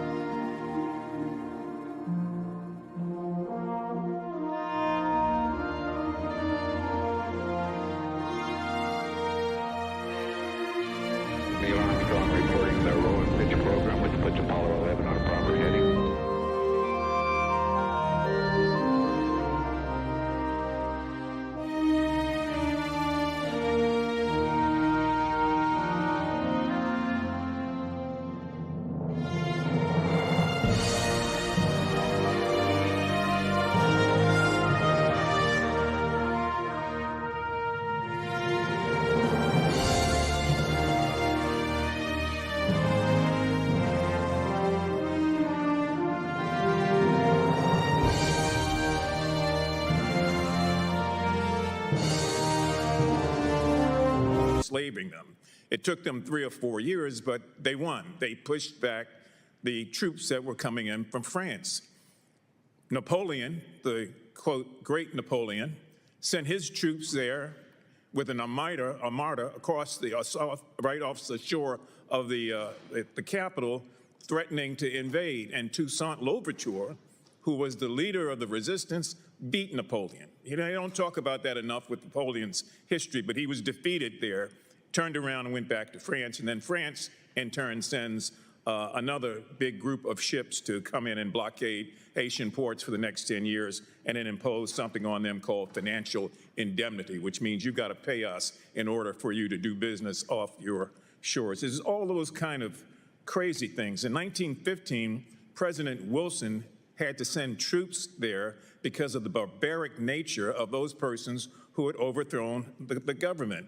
And I think most of you know that from that point on, Claude Doc, Papa Doc Duvalier, ruled with an iron hand. He killed, murdered, tortured people. When he left, his son, Baby Doc, came in and did the same thing. It was so bad that by 1988, people were being hacked to death going to vote. Pregnant women being hacked to death with machetes.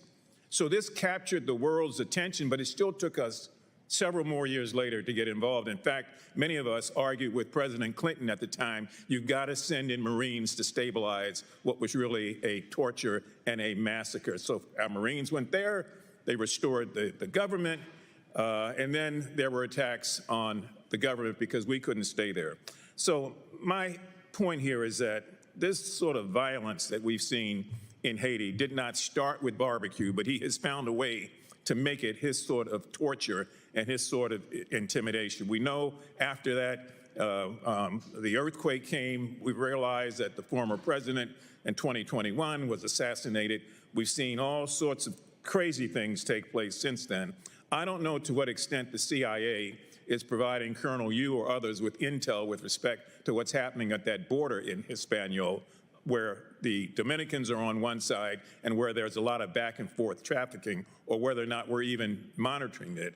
But my sense is that this guy, Barbecue, has found a way to impose tariffs, if I can use that term, and just outright fear in the minds of people so that they're paying him. So 2 quick things, and I'm going to shut up. Temporary protective status is ended. I was here when it began. It began because of some of the things that I talked about earlier, that people there were being killed left and right, and nobody really wanted to pay any attention to it. We've got to find a way to extend that. I've written to the White House. We're going to continue to push back and push back. Unfortunately, the courts did not side with those people who were trying to extend it. But there are 300,000 Haitians here. If we sent them all back tomorrow, you can bet a good number of them will be killed and tortured because they will be seen as Americans coming back or forced to come back to that country. So I don't know to what extent, Mr. Ambassador, you're prepared to talk about your position on temporary protective status and the extension of it, but I'd be welcome to hear it. Well, I think as we mentioned earlier, Representative, TPS, of course, is a determination made by the Department of Homeland Security. Well, yeah, but they're not here. This is not past the hot potato today. I'm just trying to get your sense as an individual about whether or not we should be finding a way to extend it temporarily. Yeah. Look, what I have seen with other countries in the region where we've had TPS and so on is that it's not the 300,000 all go back at once. It's quite a number of the TPS beneficiaries have Now, Homeland Security said they're going to move the Great Dispatch to get as many out of this country as possible. So that's the reality, what they've said. And when you say that, you have to say to every person who's here, some of whom have families, and most of whom have families and raise their children, now we're going to take you out of your neighborhood, send you back to Haiti so you and barbecue can figure out what happens when you get off the plane. That is not the way the United States of America should be proceeding on this. So when I asked, I'm assuming that you don't want to go beyond your orders here and give me your opinion, but you have to have some opinion. And I would hope that people outside of the White House have opinions also. We can't be complicit in murders that are going to take place as a result of trying to throw 300,000 people out of communities here in the United States and assume they're going to be okay when they get off the plane. I yield back. Thank you for the extra time, Mr. Chairman. Thank you so much, and I appreciate reiterating the history of violence that Haiti has faced and how this isn't a new issue and has plagued that nation for quite some time. I will just also, for the sake of stating it, the same way that I would never speak on behalf of the people of Maryland, as you wouldn't speak on behalf of the people of Florida, it's difficult when the State Department isn't able to respond to things because these are decisions made by other departments like Homeland Security and like the Department of War. Yes, we have personal opinions, but you know as well as I do as an elected official, sometimes our personal opinion of things comes secondary to our constituency. And so I know it's a very difficult position to be put in. And so I do appreciate that, Mr. Ambassador. At this time, I'd like to recognize an excellent member, the gentle lady from Florida, Ms. Wasserman Schultz, who I know will have a series of great questions regarding the people of Haiti and her constituency, which I believe makes up quite a significant amount of those. And Yes. so I recognize you for 5 minutes, but please feel free to go over as well. Thank you so much. Thank you, Mr. Chairman. It's good to see you up there, a fellow Floridian, and appreciate your kind words. I do want to, yes, acknowledge, highlight that I represent one of the largest Haitian communities in the United States of America. And I do, Mr. Chairman, want to just make a correction to an erroneous statement that Chairman Mast made before I arrived at this hearing, when he said that the terminated TPS for Haiti was only designated because of the 2010 earthquake. The most recent redesignation, and Mr. Chairman, if I can ask unanimous consent to submit for the record the 2021 designation of Haiti for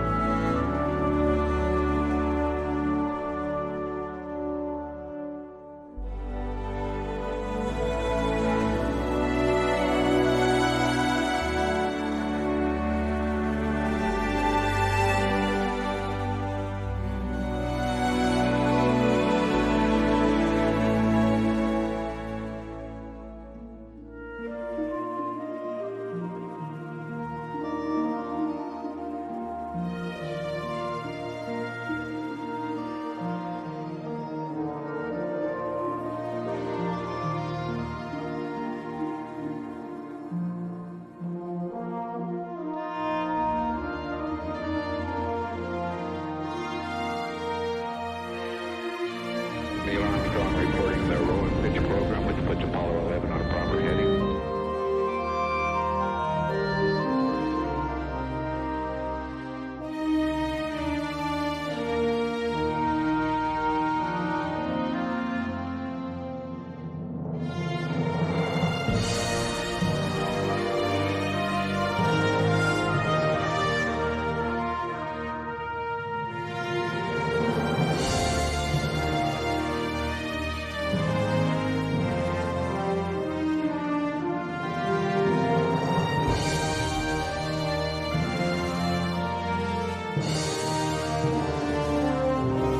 correctly, the President has said, and Department of Homeland Security has said, they are planning on rounding up 2,000 Haitians who have no longer have TPS a day and sending them back to Haiti. So it is going to be a massive effort to deport all 350,000. And I know that ripping Haitians from their jobs and citizens' kids, that'll be the administration's priority. That's an unacceptable situation, and it's one that we should not accept. Chairman Mills, I would commend to you legislation that I am working on and about to introduce that would require that there be consultation with the Department of State and consider states' recommendations about the conditions on the ground in a country to factor into whether it's appropriate to revoke TPS for a particular nationality. So we'll send that over to you. I'd love to ask you to consider Thank you so much. And co-sponsoring obviously, it. it's very important to get whole of government input. Thank you very much. Mr. Kozak, I have strong disagreements, shifting gears here with this administration, but I want to highlight something important that the State Department did do last week. For the past 3 years, I've advocated for the release of Cuban artist and political prisoner Luis Manuel Otero Alcantara, and I'm grateful that he's been freed and brought here to the United States. There are still hundreds of political prisoners in Cuba, including Michael Castillo-Perez, and I'll work with anyone to help set them free. So I want to share some quotes from Cubans. Quote, "We are locked in cages. Constant loud noises, crying, screaming all around. I hear the sounds of guards punching, the clanking of handcuffs, screaming horribly as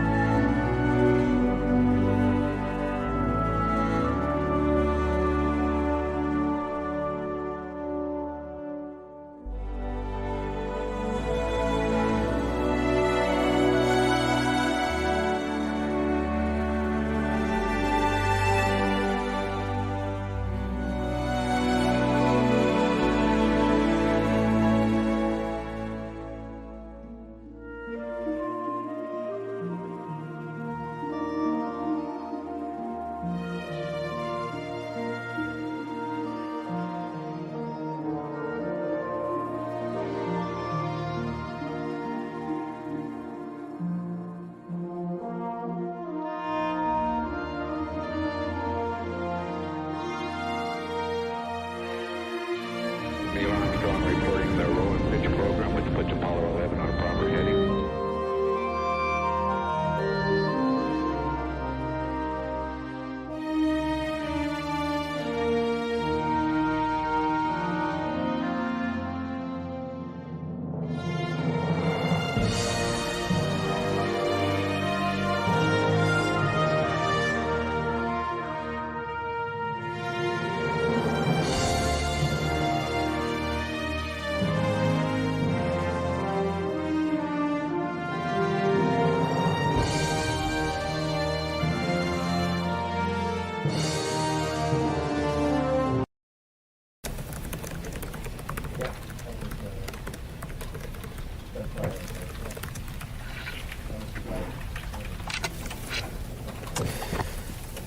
Good afternoon. Welcome to Fox 13 Plus on this Tuesday, July 21st. It's a special 1 o'clock edition for our folks here in Tampa Bay and also in Orlando. We want to welcome everybody in. This is a live look at downtown Tampa from Bayshore Boulevard.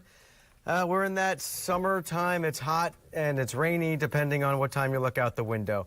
We've also got a named storm. Tropical Storm Bertha is in the Gulf. It's going to be more of a problem for our folks in the western side of the Panhandle and then off into Louisiana and Texas as it moves through the Gulf. We're going to have Fox 13 meteorologist Jim Weber coming in this afternoon in just a little bit to give us an update and talk about the impact along the Gulf and along Florida and into our neighboring states. Well, good afternoon. Like I said, I'm Aaron Mesmer. I'm in for Regina today. For those of you watching here in Tampa Bay, you are welcome in, and normally you'd be seeing Regina, but she is flying back from New York. Her flight was canceled yesterday. If you saw our show yesterday, you know she had some trouble getting out of there, but she should be back tomorrow, so that's good news. But we are going to have an interesting hour here. Earlier this morning, we had Fox 13 political editor Craig Patrick joining us, and he talked a little bit about the fact that it's primary season. Yeah, that's right. It's hard to believe. The registration deadline is in the books. It is now primary season, and we talked about what folks here in Tampa Bay and throughout Florida need to know as primary season really kicks off and gets underway. We're in the thick of it. Right. Lo and behold, August 18th will be here before you know it. And of course, a lot of people start voting well before the 18th. Yes, yesterday was the deadline to register or change your party preferences if that's what you wish to do. But at this point on, you've got some other really important dates. The next one is going to be August the 6th, the deadline for requesting a mail-in ballot. But if you want to vote by mail, don't wait till the 6th. Go ahead and do it now. In fact, keep watching this. You can do two things at once. Absolutely. Walk and chew gum. Exactly. And then also, if that's what you want, go ahead and request a mail-in ballot. It's super easy to do. And then beyond that, if you prefer to vote early in person, that window opens August the 8th. For most counties, runs the 8th through the 15th, though it runs a little bit longer for a couple of counties, including Hillsborough County, which starts a little bit earlier, and then Pinellas County as well. And you mentioned requesting a vote-by-mail ballot. There were some changes that we've discussed over the last several months as far as people needing to make sure that they are registered to vote by mail if that's what they want to do, right? Yeah, there's registering to vote, and then there's also filling out a form in order to receive a mail ballot, and the law did in fact change. It has already kicked in this year. A lot of people may not realize if they become accustomed to receiving mail-in ballots without having to manually, physically request one from one cycle to the next, they could be in for a big surprise. The mail-in ballot doesn't show up at their mailbox, and that's the reason why. You have to take action. You have to reach out to your county supervisor of elections office online. It's super easy to do. Okay. A few seconds. Just exactly. Fill out I did a very it. simple Did form. it a couple months ago. And then you're good to go after that. Yeah. Florida is a closed primary state. What does this mean for voters who are registered as Republican, Democrat, or no party affiliation? In most cases, if you're a Republican, you can only vote for Republicans. If you're a registered Democrat, you can only vote for Democrats. Those are the races that show up on your ballot. Now, there's some judicial races, nonpartisan races, school board races, and the like that will show up on both ballots. But for the main races, the statewide races and the congressional races, if you register as a Republican or Democrat, that's the particular race that you will vote on. And then there is an exception, but this doesn't often happen. If there's no candidate in the other party running and no third-party candidate, then in that exception, then you can vote across the board. Republicans, for example, could vote in a Democratic race. Interesting. Doesn't happen often, but we do have one legislative race this year, a state Senate race in the Tampa Bay area between Fentress Driscoll and Michelle Rayner, in which there are no Republicans running. And so registered Republicans would be able to vote in that race as well. It'll show up on their ballot. Okay, is that different from universal primaries, or is that essentially what you're just describing? Well, a universal primary means that you can vote whichever way you want. Florida has rules that preclude that in most cases. In which case, unless you live in a district where there's just nobody else running separate from one particular party, happens sometimes, not often, then no, you are locked in. That is closed. There have been efforts to change that, but they've had no traction in Florida. It feels like when we're in an off year, the primary elections, the in between, we're 2 years away from a general election is what I'm talking about here. It's not a general election season, and this is usually, or a presidential election year, this is usually a year when, maybe our focus isn't as much on elections as it would be in, say, 2 years from now. But that seems to not be the case. It's a little bit hotter this year, and maybe that's because we have a gubernatorial race happening in Florida. And it's contested. It would have been contested, well, it really is officially on paper contested on both sides. It's been hotly contested, at least in terms of the fervor and rhetoric we're hearing in the Republican Party race. It likely would have been as well had Jerry Deming stayed in the race, but he dropped out due to health reasons. And with that, you're hearing a lot of back and forth. It is getting very, very contentious. And that's an indication, too, that there are not that many shopping days till Christmas, or in this case, days until you go out to vote. Yeah, and you mentioned some of those races. What are some of the races we're following this year? As we approach, let's talk about the primary first, because we got to get through that before we start talking about the general election. Oh, sure. Well, you have the gubernatorial race. Dave David Jolly is the prohibitive favorite in the Democratic race for governor at this point, with Jerry Demings again polling aside. And then you have a Republican race in which polling shows it's not particularly close. The polling that I've seen, most of it, but yet you still have candidates who are fighting for oxygen and are throwing a lot of digs at one another. In fact, most of the digs are going to the candidate at the top of the polls by a wide margin. That's Byron Donalds. So that's why you're hearing so much about that race, where the polls show it's not particularly close. And then you look at other races. Very interesting Democratic race for U.S. Senate. And you have Angie Nixon, state lawmaker, running against Alex Vindman, who may be best known from the first Trump impeachment. He was a key witness there. And that race is heating up as well, though the candidates are not really going after each other. They're focusing their fire on Ashley Moody, the Republican-appointed incumbent. So those are the statewide races to watch. And then you have some fascinating and really important local races in the Tampa Bay area. The one that stands out to me would be the St. Pete race for mayor. Okay. And we'll see if the incumbent mayor, Mayor Welch, gets the majority. If he does not, then the top two vote getters would advance to ultimately a runoff. And of course, you have a former governor running in that race as well, and Charlie Crist, as well as a seasoned city council member, among others. So that's a fascinating race to watch for sure. And then you have congressional races. You have one in the Hillsborough County area in a district that now stretches well north of that and kind of hooks to the west. Right. This has been significantly redrawn. You have the incumbent Democrat Kathy Castor ultimately running against, well, we don't know yet, because you've got a really competitive Republican race to watch. That would be in the 14th Congressional District. In the 13th Congressional District, you have a very competitive Democratic race to see who ultimately would challenge Representative Luna. And then another big one to watch is the retirement of Vern Buchanan. That would be the 16th Congressional District on the southern side of the Tampa Bay region. There you have a very competitive Republican race as well, and a Democratic race to watch as well. You know, I want to ask you about, since you brought it up, the Congresswoman Castor's district, because when those maps were redrawn, she was obviously an opponent to this. She was, because this is her district that's being redrawn.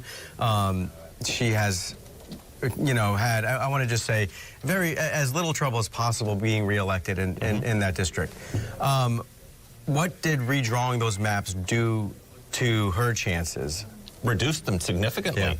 She'll still be very formidable. I wouldn't write her off by any stretch of the imagination. She's the incumbent. But you have a district now that, in terms of voter registration, favors Republicans by a pretty good clip, in fact. So you have an incumbent Democrat running in a district that skews Republican. And there have been many cases, of course, through history in which that sort of thing has happened on both parties and both sides. But in today's current climate, where it is hyper-partisan, where Republicans have shown themselves to be particularly disinclined to vote for a Democrat and Democrats particularly disinclined to vote for a Republican, it's going to make it a steep uphill challenge for the incumbent Democrat, though possible nonetheless. Sure. Let's talk about election security. That's been something that's been on the national agenda. We've heard President Trump talk a lot about it and call into question the elections. Let's talk specifically in Florida. We have had one of the most secure and safe elections, correct me if I'm wrong here, over the years. When we talked to, for example, we just had Hillsborough Supervisor of Elections Craig Latimer talking a little bit about this just a few days ago, about how we have some of the most safe and secure elections in the country. What would you tell voters about this? And reliable and accurate, and that is absolutely true. I would say that wasn't always the case going back in time to 2000. I figured that's where you're going with this. Florida was the laughing stock of the nation, and because we took such a black eye from that particular race and all the challenges that came in full view, and we had some others as well a couple of years later, because of that, Florida went out of its way to enhance and improve election processes so that we have become a national model for accuracy and for efficiency, and yes, for safety as well. Having said that, we have also reported on efforts of foreign actors, for example, to meddle in elections. But when we say meddle in elections, we don't mean they have the capacity to go in and change vote totals, make any technical changes like that. What we're mostly talking about are foreign agents, countries like Russia, yes, China too, North Korea, Iran, the list goes on, who have taken efforts to run propaganda campaigns on social media through bots, etc., in order to try to persuade voters, to engineer perceptions within the United States. And that has been going on for quite some time. That is nothing new, but that is very, very different from someone being able to hack into a voting booth. And that is set up in such a way in Florida and elsewhere across the country that they're not connected to the internet at all. And that you have a paper trail. You have the ability to audit results. And even the intel released recently by the White House shows that it would be difficult for any such system to be hacked. And Florida has shown in recent years, not in the past, but in recent years, the ability to handle more effectively, more efficiency, with great speed and accuracy and safety and integrity elections. Real quick, I want to ask you, because I know this is happening right now in Tallahassee. We've got a hearing happening today between two gubernatorial candidates on the Republican side, Jake Fishback and Jay Collins. What's this hearing? I think this is the final hearing for a lawsuit that was filed by Collins, right? Yes, and this is a lawsuit that is frankly not that different from others that we've seen in the past, even others this election cycle. There are claims from time to time that this candidate is not qualified, and here's the reason why, and you get into the technical reasons, and this is worked out in court. And I'm not going to get into the logistics. That's for a court and for a judge to decide if there's merit in it. But I can say the political implications of this are that it does give, I would say, both of those campaigns oxygen and visibility that they otherwise would not have. And we do live in a day and age, particularly in the age of algorithms and social media, in which controversy will get you more attention. And litigation, by definition, is controversy. There's one side versus another. So this is something that, again, when both campaigns appear to be way down in the polls, that can give them attention. Not just attention on a streaming news discussion program like this one, but on social media, where this can sort of take a life of its own. And so I think there may be some motivation, not just for a plaintiff to say, by gosh, I think something is wrong here and we're going to chase it through, but also to recognize in doing that, it can give you attention in the thick of a campaign that you may otherwise not have. All right, we want to thank Fox 13 political editor Craig Patrick there for joining us this morning and providing that expertise that he always does so well about the upcoming Florida primary. We are really in the thick of it already, as you heard him say. It's a primary season, and candidates are really getting into their campaigns, and voters are getting ready as well. We're going to take a quick break here. We're going to take a live look again out over, that's downtown Tampa there off in the distance, and we're going to welcome in again our Orlando friends and the folks here in Tampa Bay who are used to watching the Plus here. It's a nice day right now. You never know when that rainstorm is coming. It's been on and off throughout the day here in Tampa Bay. We're going to have Fox 13 meteorologist Jim Weber coming in just a moment, talk about what we can expect in Florida and how Tropical Storm Bertha continues to affect the Gulf states all around us. Keep it right here.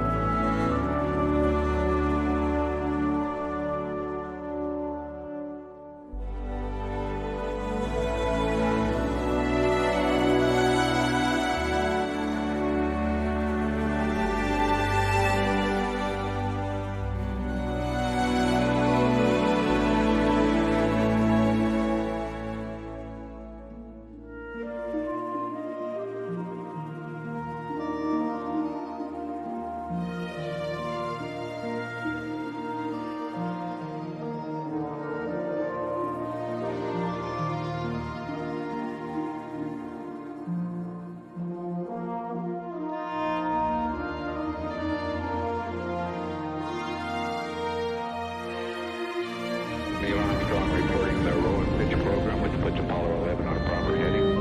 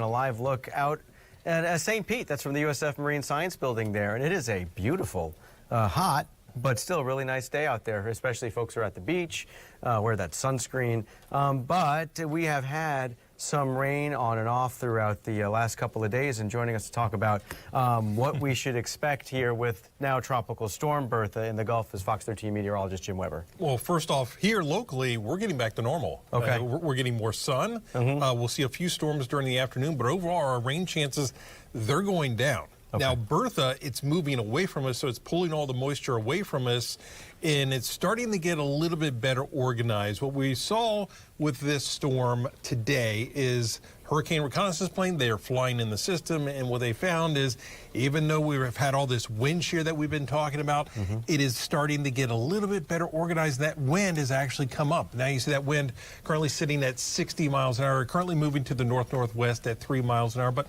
overall, I mean, there's always these little changes here and there. We'll see the winds go maybe a little bit higher with it from time to time, but that overall track really hasn't changed all that much. It's going to work its way towards the west, and that's because we got a big ridge sitting to the north of it, so it blocks this storm from basically heading to the north, maybe up into the Panhandle, maybe up into Alabama. That's why you see this somewhat of a sharp left-hand turn, then heading towards the Louisiana coastline. Then at that point, that's when that wind shear is really expected to strengthen much more.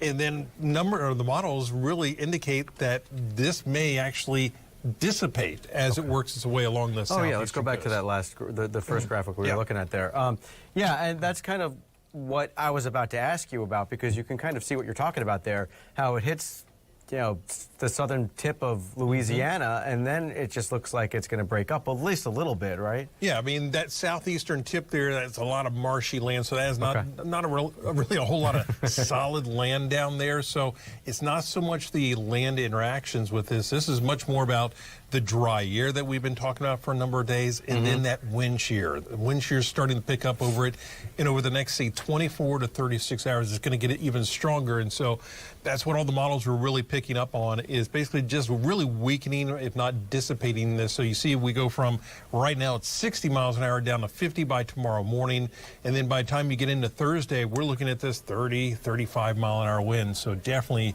a big weakening trend as we go through the next couple of days. All right, we'll go back to this one here. What are we looking at here? Yeah, that's so the wind shear that you're talking about. Yeah, this is the wind shear. So what we're looking at here is we're looking at the winds at the surface. So we're looking at the winds that are spiraling around and coming into this system, and that's what's feeding all the moisture into it. But you notice all the convection, all the clouds are sitting way out into the Gulf, way down to the south of the center.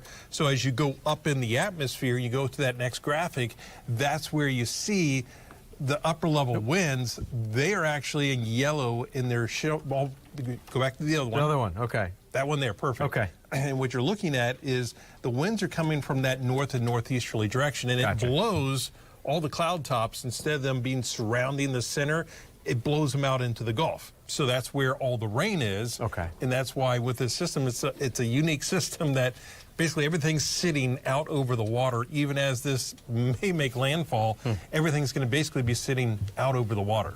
I think what this graphic here shows us also, which I found interesting looking at it this morning, I think Val was out here and she had a very similar one, how much this is kind of situated further south of where the center is. Is that typical with a storm as it evolves and then moves through the Gulf? It's not typical. It's typical of when we see all this wind shear, and that's what we've been talking about for several days now, is that wind shear, and we're now starting to see that wind shear actually increase over this, and so that's what you get, just this really lopsided storm.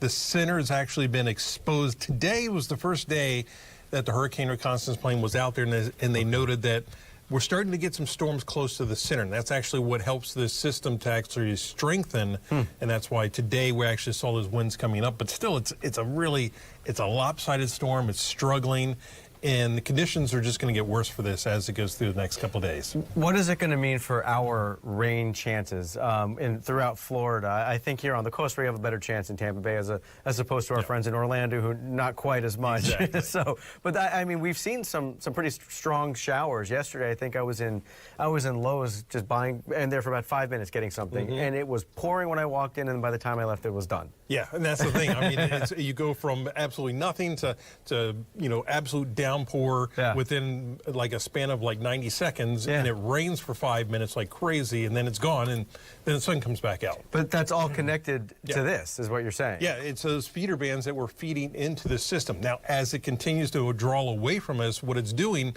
is it's pulling that moisture with it. It's also pulling a lot of dry air, which is actually sitting to the south of this, back over us. So we're going to actually see our rain chances plummeting over the next couple of days. We'll see it down about 20%, so that means plenty of sun, and those temperatures, they head back up towards the mid-90s. All right, let's. I know you shared a few other ones with us. This is just another looking ahead. Yeah, so what you're seeing here on the Fox model is showing that result of all that wind shear. So you see the center actually working its way over the southeastern tip of Louisiana, but you see where all the storms are? They're all out over the water. Right. So you don't see a whole lot of rain. I mean, so many of the times when we have these tropical systems working their way on shore, we're always talking about how much rain they're going to get. They're going to see flooding from a slow-moving storm, or not as much rain from a fast-moving storm. Well, you're not going to see a lot of rain with this because it's all sitting on that southern side of the storm. So while there's a lot of rain with it, it's not over land.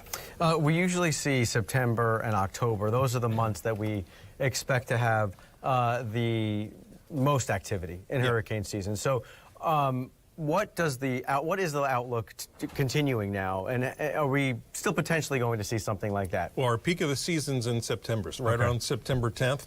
And so we do expect to see more activity then, but we're coupling that with still this idea that we're in El Nino, and that the peak of El Nino is going to happen right around that September-October time frame. So what you're going to see is these two forces battling it out, and which one's going to really win? Well, I think El Nino is going to win out.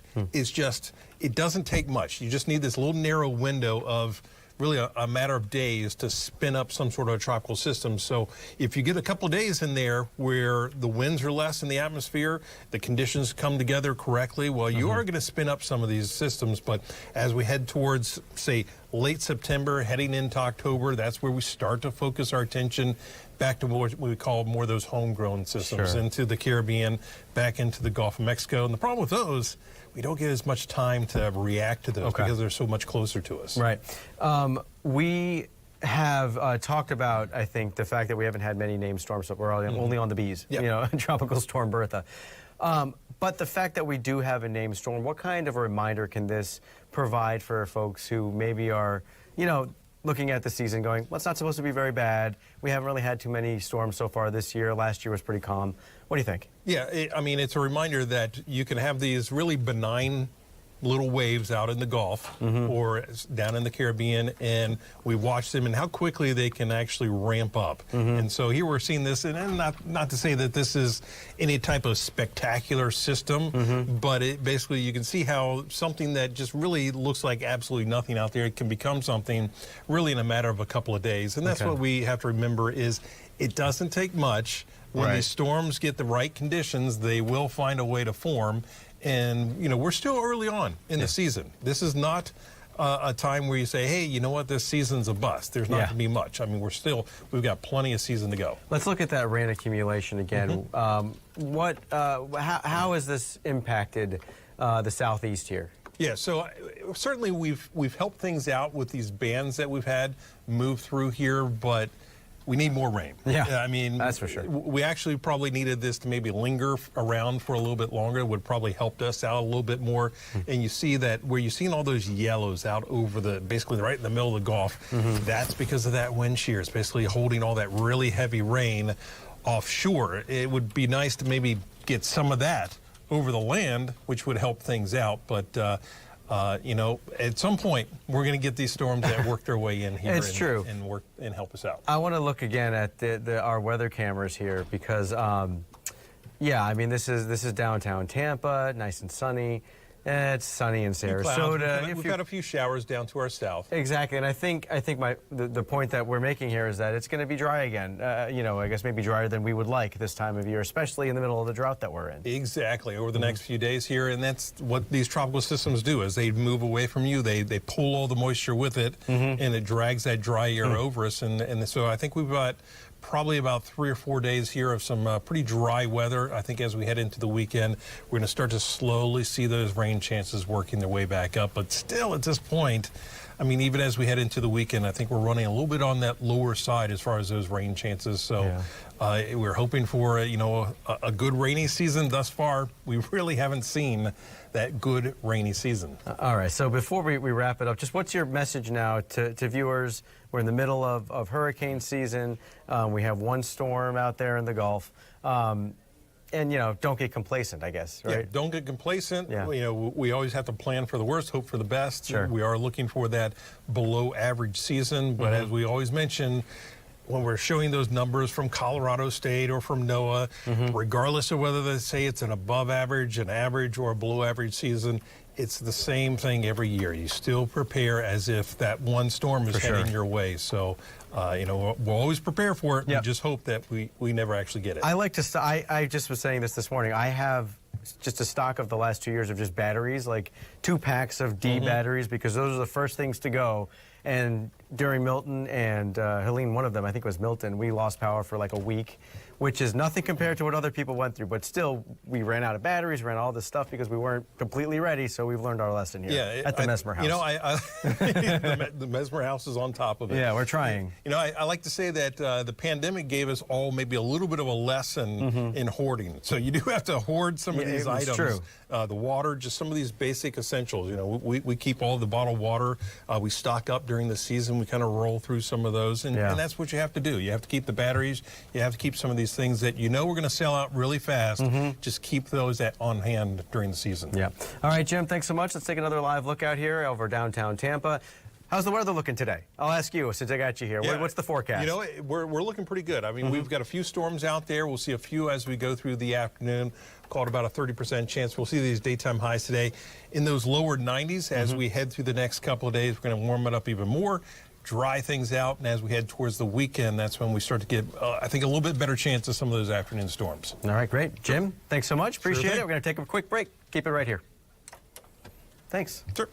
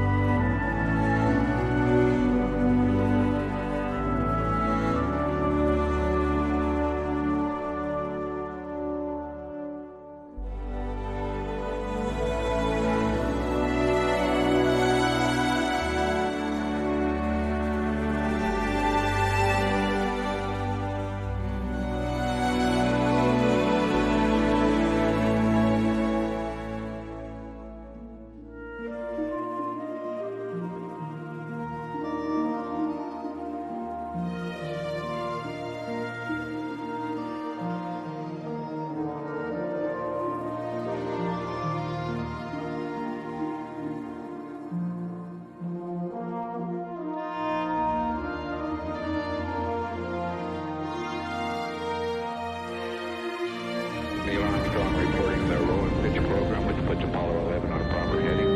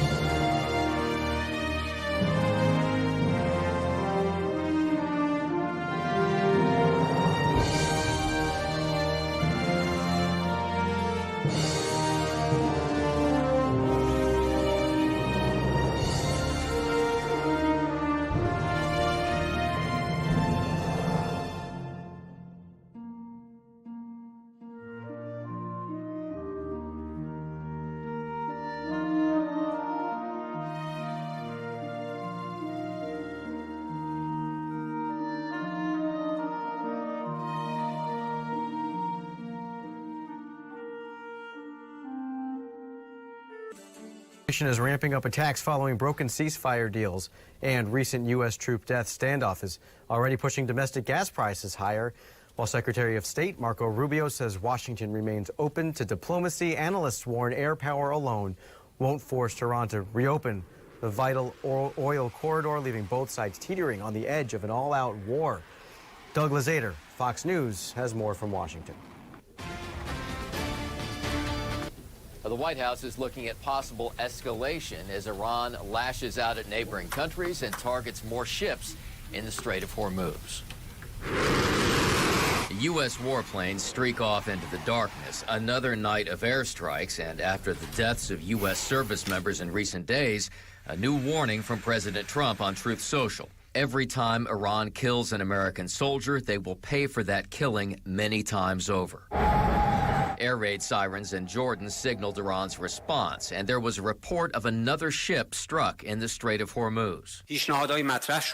Iran's foreign minister said negotiations are underway, but there is growing skepticism. I don't believe negotiations will get us back to where we need to be. Trump needs to stop this catastrophe and bring our troops home. Escalation is an option, but it would create more tension in Congress, where there is a growing debate over Pentagon funding.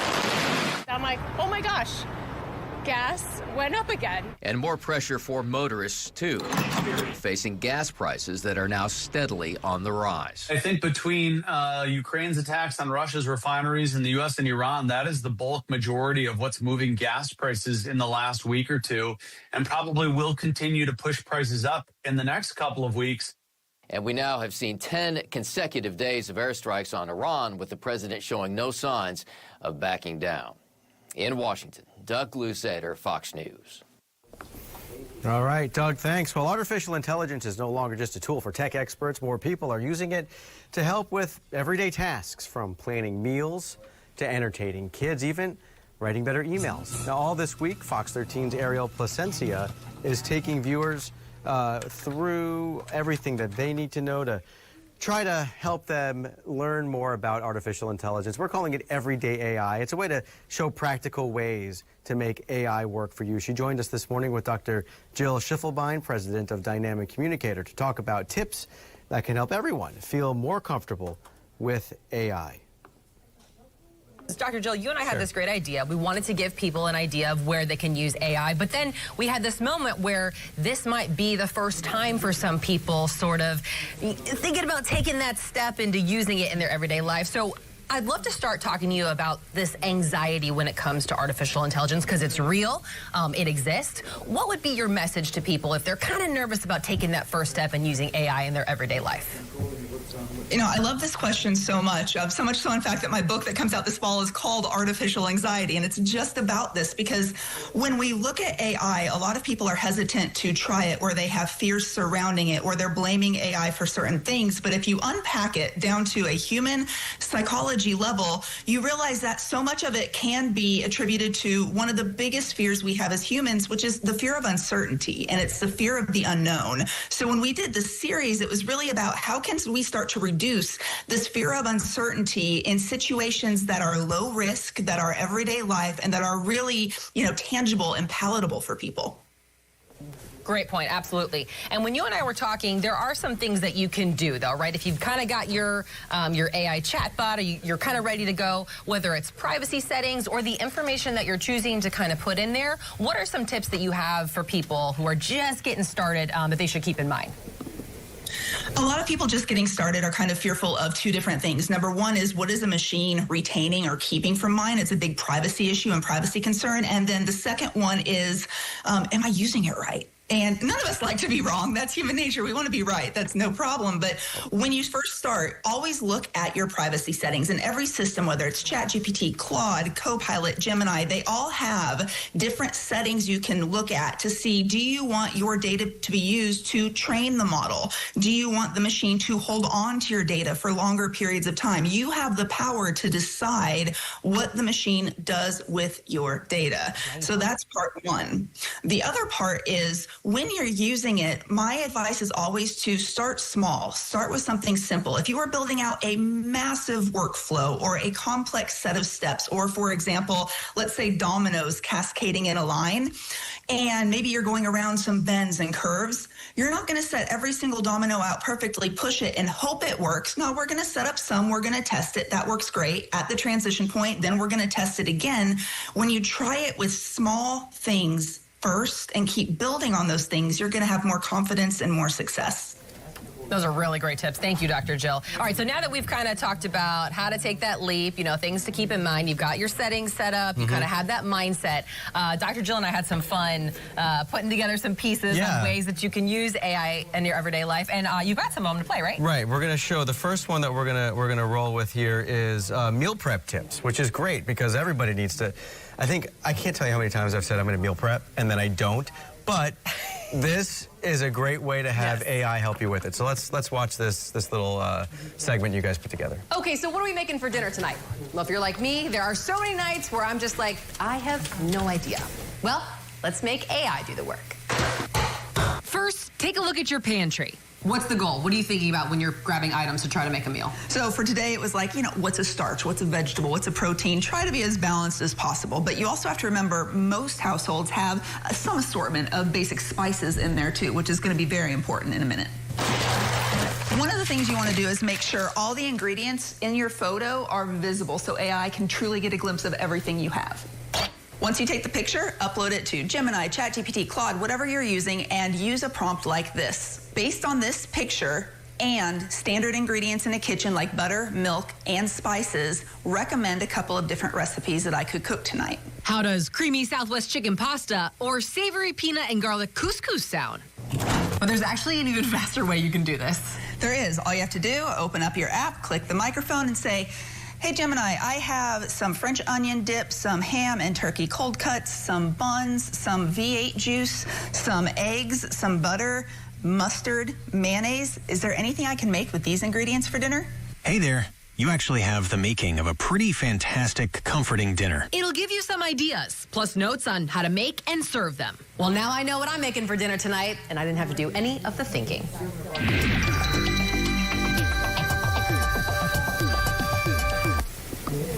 All right, Dr. Jill, so that was the one on meal prep. Those are some, first of all, I'm expecting you to bring this in, Ariel, the dish that you guys just talked about making for all of us to share. So Dr. Jill, just take us through what we just watched and what we learned there. So when you think about using generative AI for any task, what you want to do is you're making sure you give it as much context as possible, as much information as possible. So simply taking a picture and saying, what can I do with this, is a little bit vague. But you notice in the clip, we're talking about what can you do for dinner, making sure the images are clearly visible for each and every ingredient. Or if you're dictating it, making sure you're saying the full name. But again, you want to make sure that you're not just asking a question, you're giving as much context about the answer that you want to get as possible. All right, so the next one that we're going to do is about kids' activities, right, Ariel? Absolutely. All right, let's watch that one next. Just bear with me here. Well, when the kids are out of school, you might be looking for things to do around the house. And that is where AI can help, and you can use it in a way where you don't even have to get up. One fun thing you can do is create a scavenger hunt with common household items. Here's the prompt. I want to create a scavenger hunt for my kids that will have them finding and bringing items to me. I want those items to be an umbrella, a roll of toilet paper, and a coaster. Oh, and make sure everything rhymes and is at a 3rd grade or below reading level. For example, put me under a cup or glass. On the table, not the grass. I catch the drip so things stay neat. Bring me back to win a treat. And if you have kids who are artists, who needs coloring books at the store? Take a picture of your pet and have AI turn it into a coloring page. But let's say you want a little more creativity and you want to turn your favorite pet into a storybook. Here's how you do it.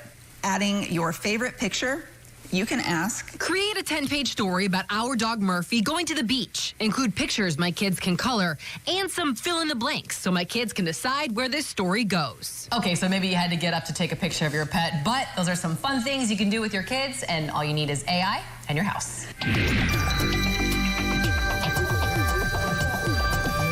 All right. right, Ariel, that was an interesting one for us to, those of us who have kids. And oh, yeah. It sounds like you learned something from that one. I absolutely learned something. Dr. Jill, we had a fun time with that, taking pictures of Murphy the dog, making the coloring pages, and it was just so cool how you can use things around your house to create these creative pages. Anything else, any other tips for parents, especially as we kind of wind down summer break before we hit that first day of school? Again, I'm going to go back to notice the context and notice the details. The big difference between people using AI and people using AI well is when those details are present. For the scavenger hunt, for example, I was sure to input in a third grade reading level, right? That I wanted it to rhyme, all of those different things. So the difference when it comes to AI is in the details. So that is, again, instead of just asking, make a scavenger hunt with 3 household items, it's listing those items, making sure they're safe for kids to go find. You know where they're at. They're not going to be trying to climb up ladders to get them. Be detailed, give that context, and you're going to see great results. Dr. Jill, I'm so glad that you brought that up, because one last thing I'd love to talk to you about is the prompt, right? You just touched on the importance of the context, the details, making sure you have that all in mind. But when you think about what you put into AI, that prompt, it can help you do a lot of different things, but it can help you more with kind of the way that you phrase and ask it things. So I had an example of, like, you know, we all kind of write emails or messages, right? And we can get tips on how to write that better. But what are some things generally that you should keep in mind when you're writing that prompt, regardless of what you're trying to get AI to do for you?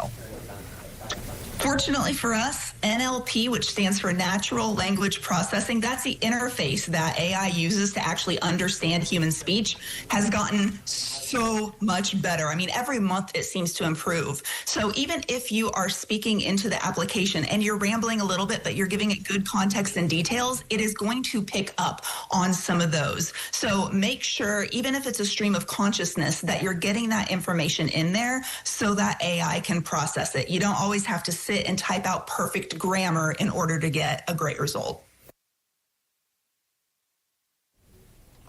All right, we want to thank Ariel and Dr. Jill there for joining us today and for sharing that really tips that everybody can use. Everyday AI, these segments are going to be on your Fox Local app. A lot of good information there that can help anybody out as everybody tries to get more and more adjusted to an AI world. All right, we're going to take another quick break. Coming back up in about 2.5 minutes.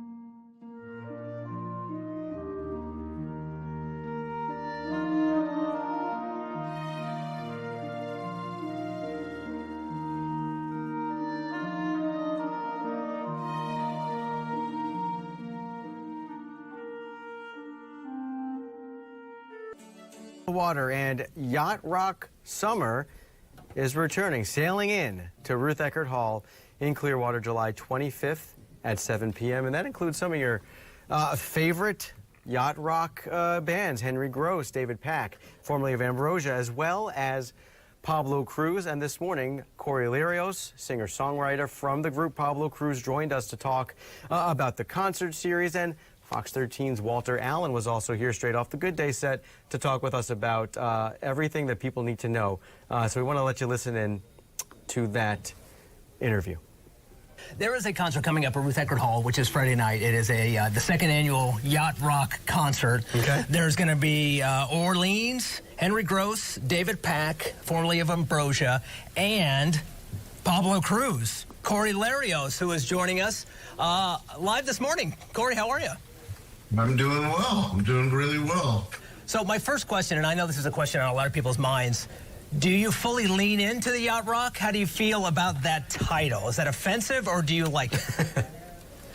Well, it's great. I think it's great that they've come up with a genre, really, because it really has become a genre, yacht rock. And there's a lot of yacht rock concerts going on all over the country. And hey, we're Pablo Cruz, Cruise, so you couldn't get much closer to yacht rock than that. And our headquarters in the very beginning, when we were touring back in the day, was on a big 82-foot yacht in Tiburon, California. So if there is any band that is truly yacht rock, it is you guys. That is Pablo Cruz. You're the real deal. One of my favorite lines of Armageddon is when Owen Wilson's talking to the doctor and he says, what really bugs me is that people think that Jethro Tull is just a guy in the band. Who is Pablo Cruz? He's not an actual person, is he? He was the nickname. It was the nickname of a buddy of mine in college, and we had nicknames. He was from Colombia, and he was a really good buddy of mine, a really smart guy, and I just nicknamed him Pablo Cruz. He just had this demeanor about him, and he was really a smart guy. He was graduated from high school. He was 16, and he just kind of cruised through life, So we just threw it in the hat, and yeah, to your point with Jethro Tull and Fleetwood Mac and all these bands had a couple, two names. It just sort of, sat well with everybody. So, retirement. This is kind of your retirement. Do you not want to play golf? Like, you're still plucking away, still rocking on the keyboard. I'm sitting on one of the most beautiful golf courses in the world right here. It's where I live, and I don't play golf. Not for my life. I hate it. I love to watch it, but that is not a game you can fake.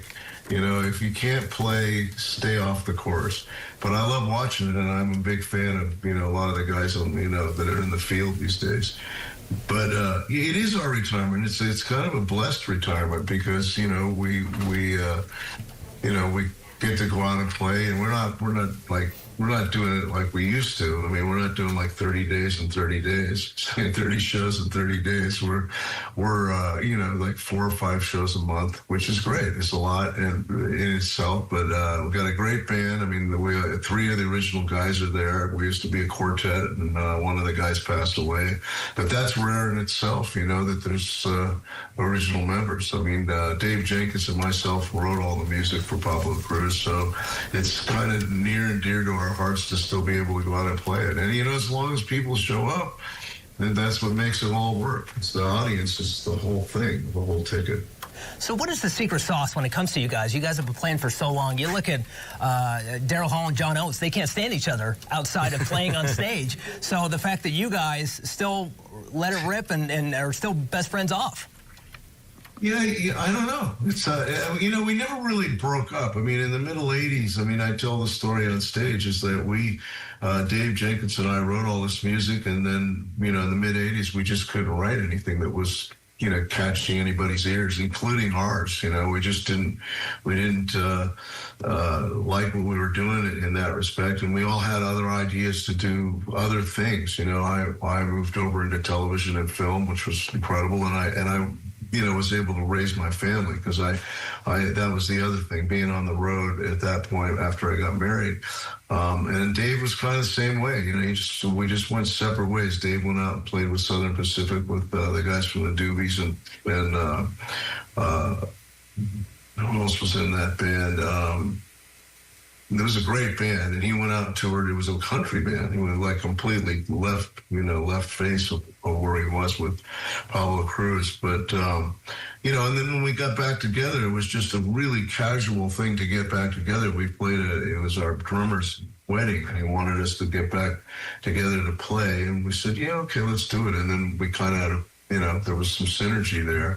And it took a while for it to really kick in, for us to really realize that maybe we can take this thing back out. But, a lot of planets aligned. I mean, our kids were grown. Things had changed in that respect, But there was never a breakup. Nothing really ugly went on. It was just we had other ideas, Just this is the layperson's opinion. I don't really know much about musical instruments or what it takes to make great music, but I've seen concerts before, and I've looked. We were shown video of your guys' concert from back in the day, and you guys are really, really wailing on your instruments. I mean, some people, it doesn't seem like the music is that intricate. For your guys, it is.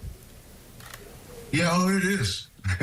You have to practice this music, it's not, it wasn't like a 12-bar blues band. I mean, we had a lot of changes, a lot of the middle eight, and a lot of those songs were really complicated.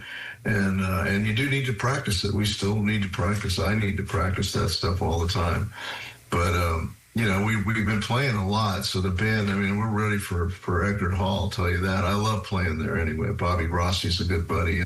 And that's just a great, great venue. And we're doing the whole run. We started up in Daytona, and then we do Florida Theater, and then we go down to Eckerd, and then we finish out at Fort Pierce. It's sort of an annual thing, and we're doing it with the Orleans and, other yacht rockers. But I don't think anybody cares about the yacht rock, label. I think it's, like I said, it's great that there's a label, because in many cases people go, what kind of music you play? And try to, well, hey, it's yacht rock, and they get it, then they go, oh, yacht rock, of course.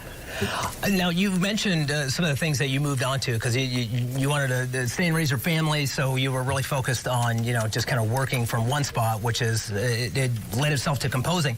You won an Emmy for Days of Our Lives, and you co-wrote the theme to Baywatch?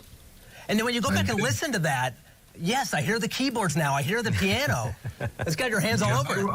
I actually wrote all the music for Baywatch. It wasn't just we did 300 Baywatch shows. And, the producers liked me and the creator liked me, and they hung with us, which is really unique, for to be able to do it that long. We were on for 11 years, and then we they remastered the whole series in 2017, and we had to replace all the pop songs because they licensed some really big songs in the beginning, like Beach Boys and Sting and the Eagles, all these really huge records. But the licenses ran out, so they couldn't put the show up again. So they hired me back to oversee and executive produce. I think we replaced 400 songs. It was an experiment in terror, but we did it and we got it, and then all of a sudden, boom, it was back on every country that had it, which was over 150 countries, took it back, and they're still playing it. It plays, it's on all over the place. It's fun to go watch it for me because I never really got to see the episodes. I was writing, little chunks here, scenes. So I go back and look at it now, and it's fun, and it looks amazing, since they remastered it. I mean, it's not like a show that looks particularly dated because it's just water and boobs. I was going to say. All right, we want to thank Corey Larios again there. That's his band that you're hearing there in the background. That's Pablo Cruz. And we also want to thank Fox 13 anchor Walter Allen there for joining us this morning and talking all about that exciting stuff there. Yacht Rock Summer returns to Ruth Eckerd Hall in Clearwater, July 25th at 7 p.m. All right, we're going to move on to something that I think all parents are already thinking of. It's hard to believe, but it is almost time for this. Back to school shopping in Florida. And what better time to do it than right now? The sales tax holidays started this week. It still feels like at the middle of summer maybe, but students, they really only have a few more weeks left before they're getting back in the classroom. Amanda Ruiz shows us some of the stuff that folks can get during this back-to-school holiday. Backpacks, notebooks, pencils. Just about every school supply item was finding its way into shopping carts as families checked off their back-to-school shopping lists. Whoa, all right, that's good. And for many parents, the timing couldn't be better. Florida's back-to-school sales tax holiday is in full swing, and it's helping stretch those shopping dollars. It helps a lot. You know, you save a lot of money, especially in times like this.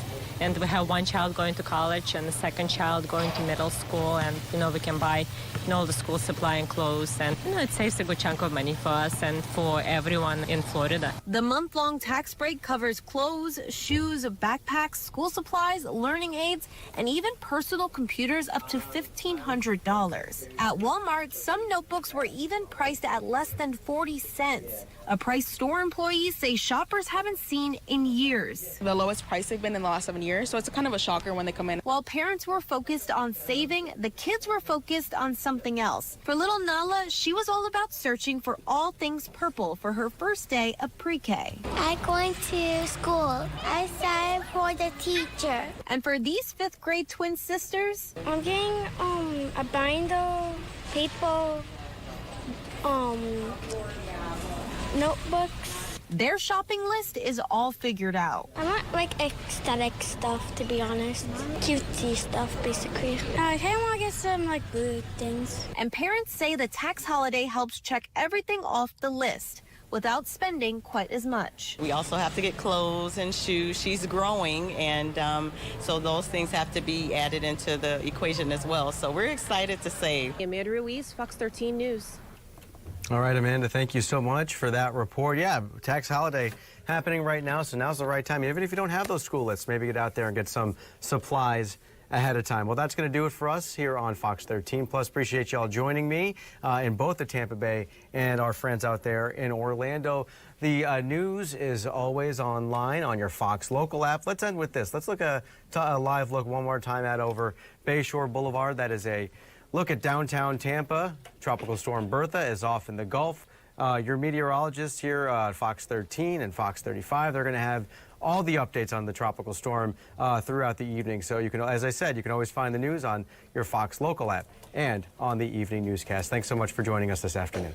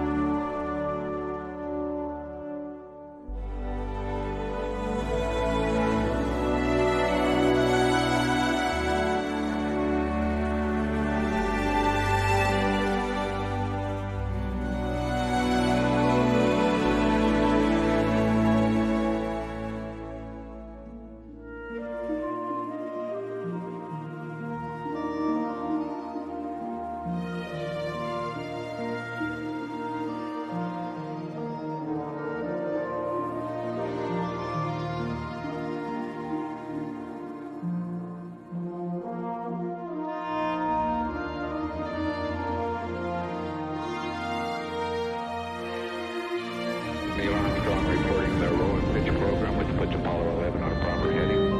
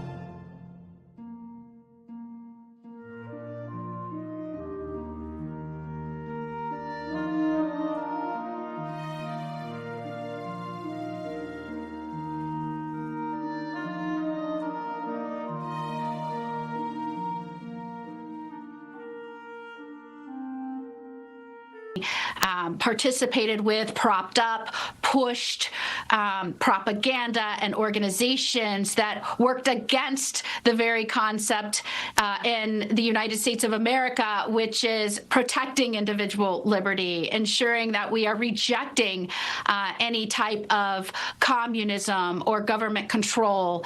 And so it was not shocking to the people of Florida, the information that was contained therein. I think the United States of America is very concerned right now with some of the rhetoric that they're hearing from some groups, that government should seize production, that we should abolish the police, that we should break down our borders, that we shouldn't have prisons, that we should defund the military. I think they're very concerned with not only elected representatives voting that way and making decisions along that same platform in Congress right now, but taking votes that support Iran and other nation states that espouse communism and oppression of their own people, dictatorships. And so it's important that this report came out, because right now, probably more than ever, Americans need to understand that these policies are dangerous to free societies, and we've got to push back and speak out. So talk to me a little bit about, you speak about those dangers. Give me a little bit more context for the viewers at home about what dangers you are seeing. Yeah, so if you read the report, it talks about Cuba's participation in harboring fugitives, many which participated in terrorist activities in some of these nation states. As you know, Cuba has also harbored fugitives from the United States of America, cop killers, et cetera, and have not participated with or extradited any of them to the United States. I can tell you, as a former federal prosecutor, as a judge, as Attorney General of Florida, that is incredibly frustrating. And knowing that you have just 90 miles from Florida's shores, a nation state that is participating with and directly supporting organizations that are trying to disrupt the very foundations that protect individual rights and security, it's very unnerving. And I think the report not only goes historically through what Cuba has done to promote a revolution and anarchy within the United States, but to protect some of those activities around the world. But it also shines a light on some of the organizations that are working to obstruct some of our very foundations here in the United States today. And because we're hearing so much of this come out of the mouths of elected leaders, and specifically those in the Democratic Socialist Party, which are putting forth platforms that seem to go directly contrary to everything that this country was built on, this is a report I think every American should read, and something certainly that Floridians are not surprised by. Now, talk to me a little bit about the government pushback on information war. That was also a topic within these documents. Can you speak about how you stand on that?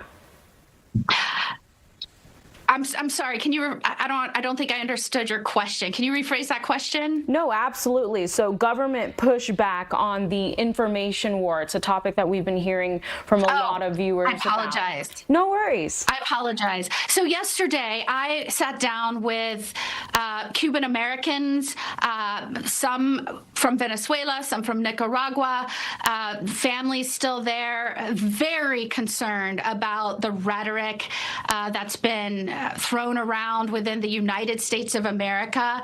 They watched these countries implode and just take over people's lives, violate their rights, imprison them. In fact, yesterday, I put out a photograph of a man who was released from a Cuban prison to show that the promises of Fidel Castro, generations ago, that said, we are for the working citizens. We are going to be by the working citizens. And of course, they flipped immediately and started oppressing their very people. In fact, as Attorney General, I used to speak out very aggressively against their own trafficking of their people, exporting their citizens worldwide and profiting from their service. And so it is a remarkable thing that we now, within our own country, a country that was founded to set up a government to throw off tyranny, to throw off oppression, and to make sure that we were first and foremost as a government protecting individual rights,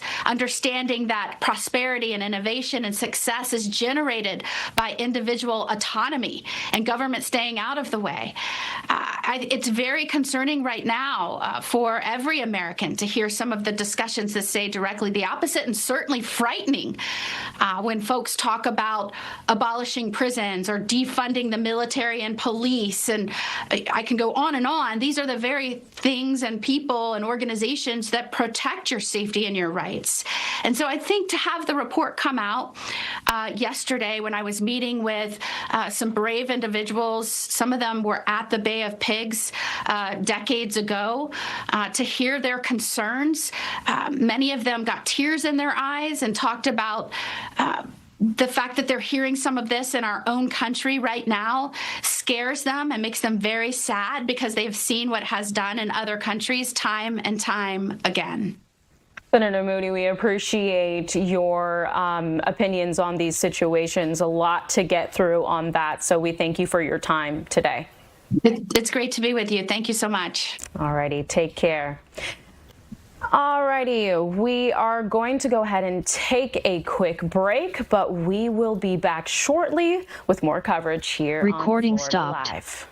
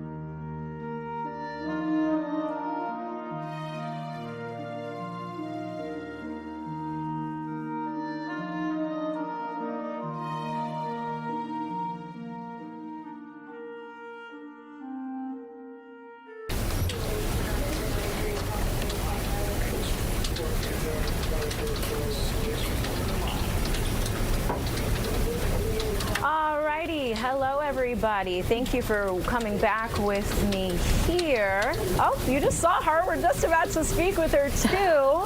That was Nancy Gay, our Tampa senior Fox 13's content producer.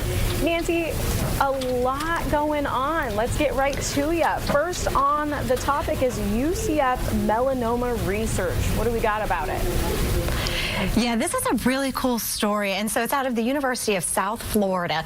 And USF professor Bill Baker, he has been studying these tiny, they're about golf ball size, squid-like creatures that live on the ocean floor in Antarctica. And what he discovered was that they squirt out this toxin in order to survive. So they squirt this at their predators, they kill their predators. But what he discovered about 20 years ago was that that toxin can actually kill melanoma cells in humans. And so while it kills the melanoma cells in humans, he said that it actually keeps all of your healthy cells healthy. So USF actually just sent a team of researchers back to Antarctica. They were there for about 6 weeks to study these creatures, and they are now working to bring all of that knowledge back here to Tampa. They are working on a $2.5 million grant from the National Institutes of Health. Now, obviously, these researchers cannot go back and forth to Antarctica all the time, and unfortunately, this bacteria, it cannot grow in a lab. So USF is collaborating with the Joint Genome Institute on Health, and this is for a 5-year initiative. And the goal here is to actually map the chemical's genetic blueprint so it can eventually be turned into widespread treatment for melanoma. Wow, that's very interesting. You would never think that this would come from the bottom of the ocean, really. That's crazy. Yeah, it's so interesting. Yeah. Truly, truly is. Okay, next on the docket is not as pleasant. There's a squatter house in Manatee County. Talk to me about that. Yeah, so this is actually getting a lot of clicks on our website. And so we went down into Ellington, where we spoke with a woman, Patty Clark, and she says that she moved into this 55-plus retirement community to live out her golden years. Her goal was to make friends, join activities, do arts and crafts, but instead she says that she is living next door to a nightmare, and we're told that from neighbors that this home has been a problem since Hurricanes Helene and Milton. So Clark, she actually moved into this particular neighborhood, the Colony Cove in Ellington, about 2 years ago. And she said when she moved in, the home next door, she noticed it wasn't the best, but there was a sign out front indicating, or she believed that it indicated that the property was going to be torn down and a new home would be built on top of it. And so she says that this particular home has rats running around outside. There's debris all over it. And again, she is a senior citizen and she does live alone. So she is worried about her own safety because she says that there are possibly squatters living inside. And so because she felt that that home was going to be demolished and something new was going to be built, she feels very misled as these conditions continue to get worse. She says right now the only thing that can be done to make this right is to either tear down the home or refund the money that she spent on her house and lot fees so that she is able to pack up and move somewhere else. Now, we did reach out to the management at Colony Cove, but so far we have not heard back yet. We have similar situations here in Orlando, and actually a story that we covered last week. The people there were worried about, hurricanes and how the debris could be, tossed around. And that kind of moves us to your next topic here, United Way hurricane money. Talk to me about that.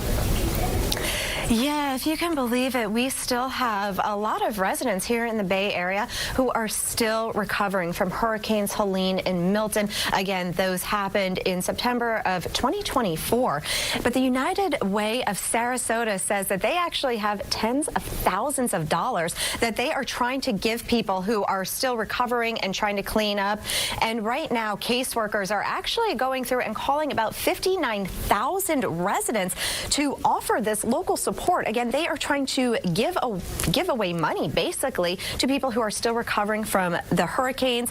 I want to also mention that Debbie is also included in this. So it's Debbie, Helene, and Milton. It was a triple threat of storms that happened in 2024.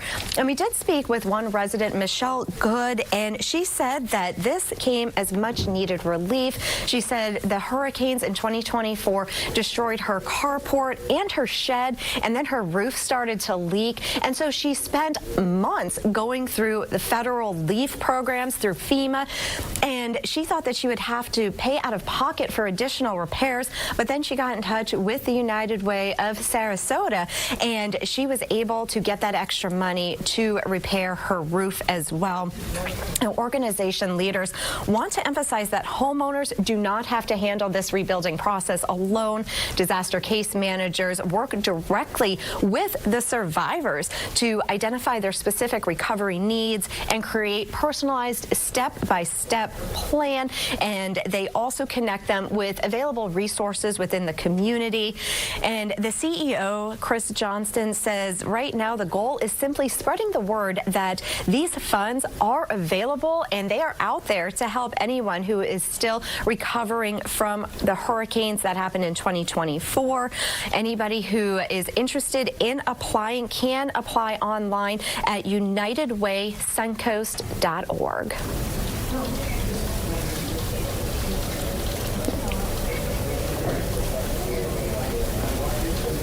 Thank you.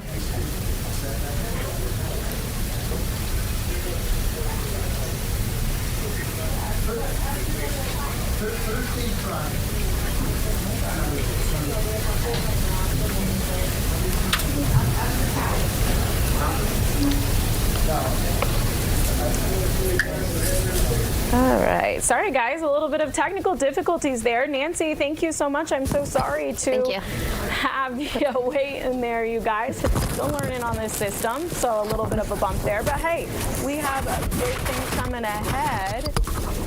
I'm going to go ahead and switch it over to Noah Berggren. Noah, how's the weather going? Oh, it's going, Larissa. Hey, everybody, hope you're having a great day today. We do have some weather to talk about, mainly in the form of the tropics, in fact. We do have now Tropical Storm Bertha, which is churning out in the Gulf, and it's strengthening. In fact, it's up to 60 mile an hour right now.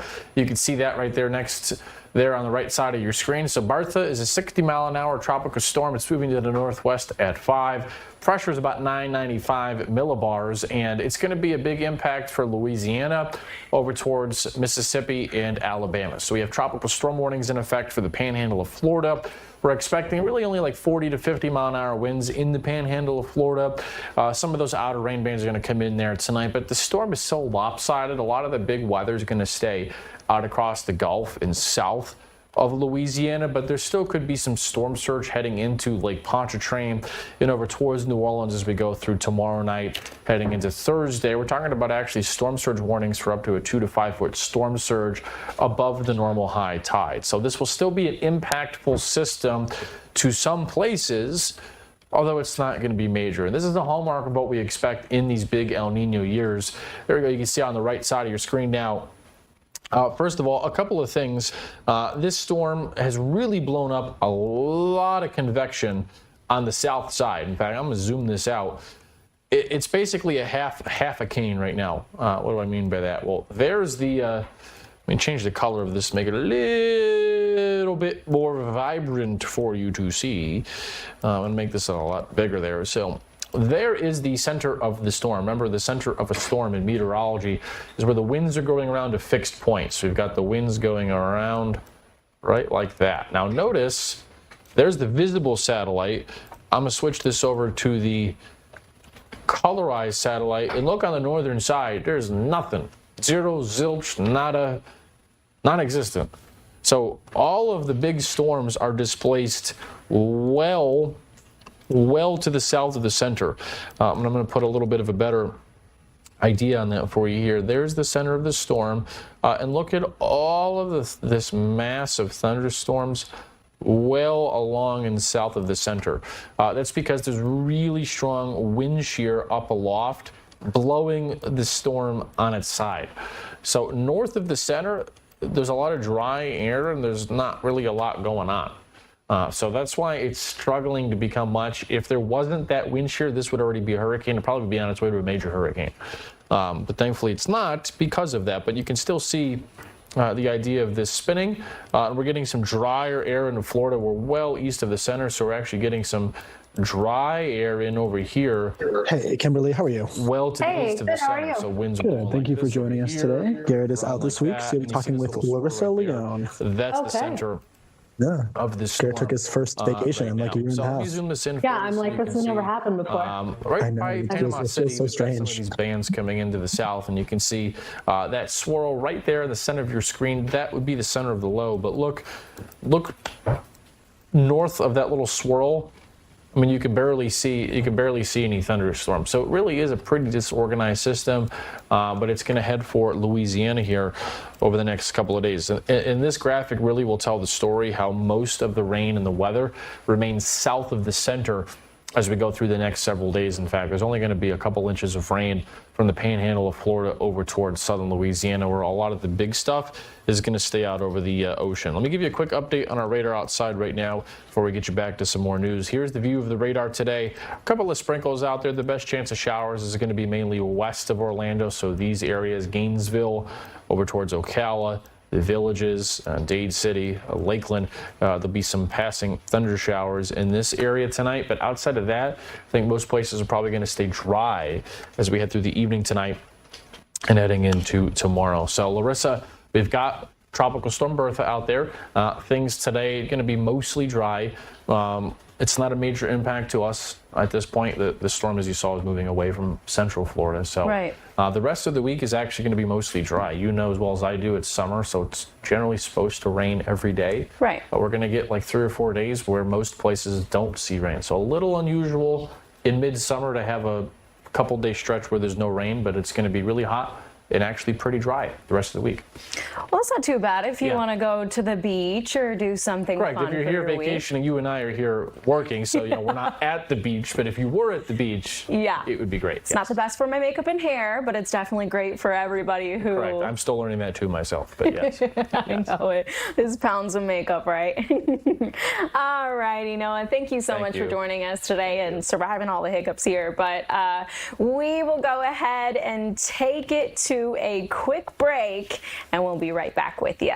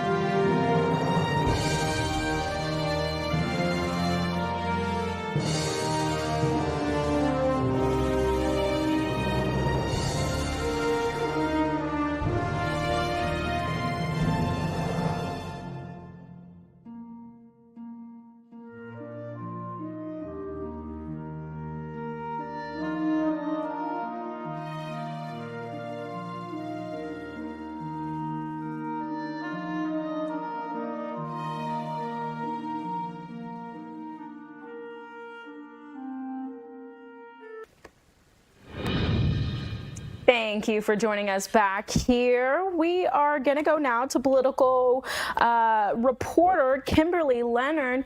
Kimberly, thank you so much for joining us today. Can you? Yeah, happy to be back. Oh, so sorry. How's the week of politics going? It's busy. You know, we're getting closer to the August 18th primary, so we just have so much going on, and it's exciting. It's fun to cover. Yes, it's always a really good time. Okay, so talk to me first about Ken Welch's, some say tumultuous St. Pete re-election race. Yeah, this is one that I had wanted to cover for a while, so I was really glad when the mayor of St. Pete's team reached out to say, hey, let's chat about this race. Mayor Welch, is running for re-election, but he's facing 5 different challengers. And what's really interesting is that one of those challengers is actually Charlie Crist, who is not only a former governor, but is a former House member, and also then ran for governor again, losing against Governor DeSantis in 2022. So it's really interesting that he's going, from national and federal office to now looking at running for local office. And he's actually fundraising really well. But Welch wanted to talk about his own record. He wanted to, make the case for why he deserved re-election. We talked about the Rays Stadium deal that fell apart. He still is working to redevelop that area. And then we talked a lot about property taxes, about preemption by the state government, and he's probably faces a pretty tough re-election, but what's going to happen is there's going to be first the August 18th election, and then the 2 are going to go to a runoff. So this is going to keep on going no matter what happens in August, as long as no one gets 50% of the vote, which is not expected given that, there are 6 people running in total. Yes, it's a very stacked race, not just by the amount of people who are vying for that position, but also just the history, the political history of those candidates going for that race. We're going to go ahead and switch gears here. So there was Donald's debate push in Florida governor office. Let's talk about that. Yeah, I'm really happy to see that, first of all, because there hasn't been a primary debate that also includes him. So it would be nice to be able to tune in and kind of, have everyone watch and see how the candidates do. But yesterday, Byron Donalds got on social media and he challenged David Jolly, who is expected to be the Democratic nominee for governor, to 3 debates. He basically said that their visions for Florida were very different and that he wanted them to be able to contrast those in a debate. And then his campaign also sent out a request to journalists saying, hey, go ahead and pitch us some ideas for hosting the debates. So this is all happening. David Jolly texted me saying, let's wait and get through the primary first, then we can talk about debating. But yeah, there should be at least 3 if they agree. There hasn't been any that Donalds has participated in at the primary level, which has driven his primary opponents bonkers because they would really like to be able to debate. But if you recall, President Trump also didn't debate when he was the frontrunner during the GOP primary for president in 2024. So it's definitely that same tactic that's being used on the Donald side of things. Switching gears here, Pete Buttigieg at Florida Democrats Leadership Blue Conference. What came out of that? What are the notable things there? Yeah, well, I unfortunately wasn't able to attend because I was out of state this weekend. The timing wasn't good, but I did talk to his team beforehand, and I did see a lot of the excellent coverage by news organizations like the Miami Herald and the Florida Phoenix and Florida Politics. And, he was really trying to make the case to Democrats that they, could still hope to sort of come back in this state, which has become a lot more red. He's someone who, is often raised as someone who may run for president in 2028. And he was really just trying to encourage them to also talk about the redistricting efforts. He says to talk about it in the sense of that they were trying to, sort of tilt the scales to help themselves this election because they worried they couldn't do well. And then he also encouraged them to talk a lot about, kitchen table issues and to give very specific details about how they would want to address those issues. So seems to have been very well received by folks down here, and from what I can tell, the attendees at the event all had a pretty hopeful and optimistic tenor to it. So it will be interesting to see, I think, first what the turnout ends up being on primary, and then from there where we kind of see some of the polling shifts. Yeah, we'll definitely have to keep our pulse on that one. All righty, new ads in Florida congressional races. I know that's a huge topic for everybody. When it's ad season, it's like all eyes are glued to the TV. You're either irritated by it or you're happy to see it. What do you know about it? Yeah, well, I've been getting a lot more of those to include in my playbook newsletter. You know, people are anxious to get them out there. I think one of the most interesting is actually in CD9, which is held by Darren Soto, and his district was actually, he's a Democrat, but his district was redrawn by Republicans to be more competitive for Republicans this cycle. And one of the Republicans who's running is a cattle rancher, and he put out an ad. I won't use the term on this this program, but essentially it referred to Washington in terms of raking up cow manure and how to also take corruption out of Washington. So that was a pretty eye-catching one.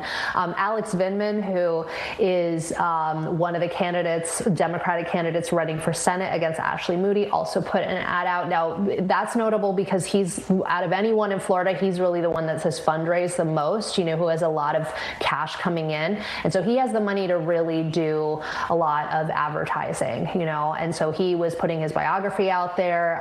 He talked about his time in the military. He talked about immigrating here from Kyiv. He talked about how he had been part of Trump's first impeachment. So getting name ID is clearly like where he's headed right now in terms of putting himself before the public on their screens and streamings and so forth.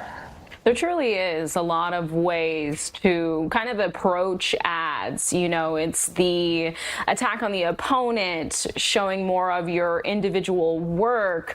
From your experience in the feedback, what do you think voters care more about? Do you think that their voters are more drawn to those attack ads or more focused on, you know, the candidates showing what they've done or what they want to do?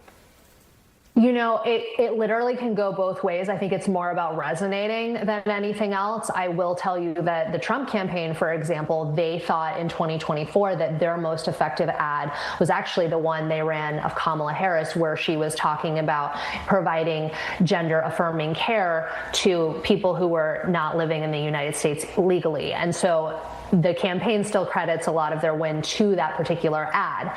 I can also tell you, having covered the 2022 cycle with Governor DeSantis, where the ad where his wife, Casey DeSantis, got on screen and just talked about her husband, just, you know, in one long sentence, basically, and how he cared for her when she had cancer, that was extremely moving to people. They felt like they got to see a side of the governor that they didn't see before. And that didn't attack anyone. They just talked about what a good husband he was.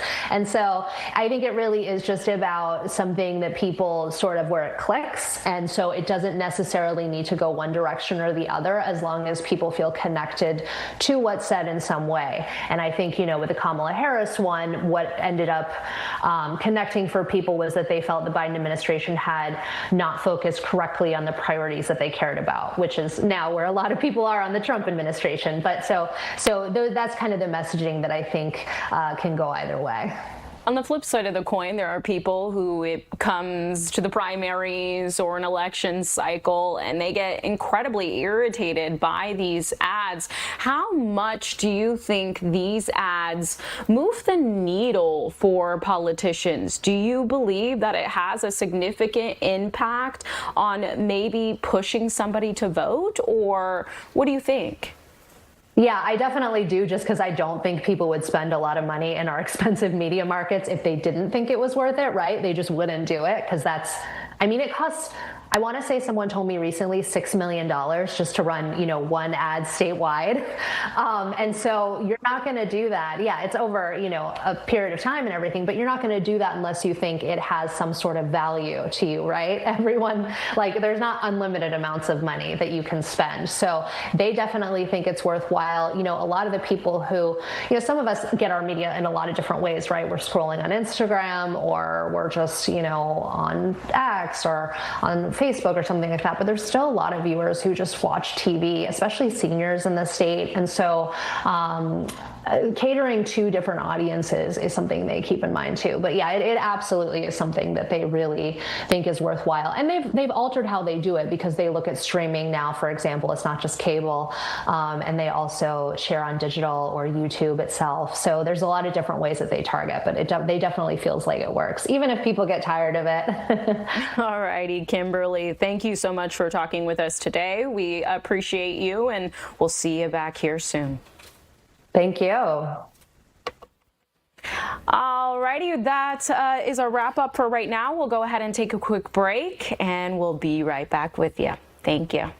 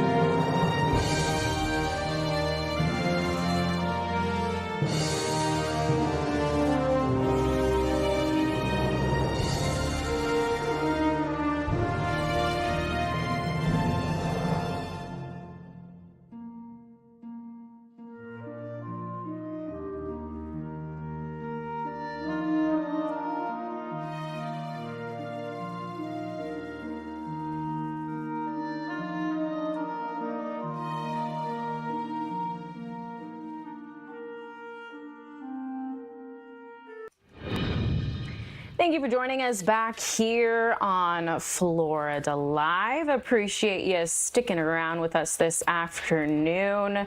So today we're going to move on to Corey Mills and Debbie Wasserman Schultz. They're speaking to us about the dangers in drug gangs in Cuba, as well as some terror gangs in Haiti. Let's go ahead and take a listen in. Comparison to things that we have encountered like this in the past and what strategies were successful? Yeah, it's a really good question, and we've done a fair amount of comparative analysis trying to identify an appropriate solution. Probably Somalia comes closest in this regard, and you know, we built our solution not only through that comparative analysis, but also through detailed analysis of previous multinational force failures. And you know, the same themes are reiterated throughout history, and our distinct goal from the onset was to ensure we don't complete the same mistakes of the previous missions. And if I may, we've seen where, and I'll bore people with the history, you know, we always want to hit the contractor, right?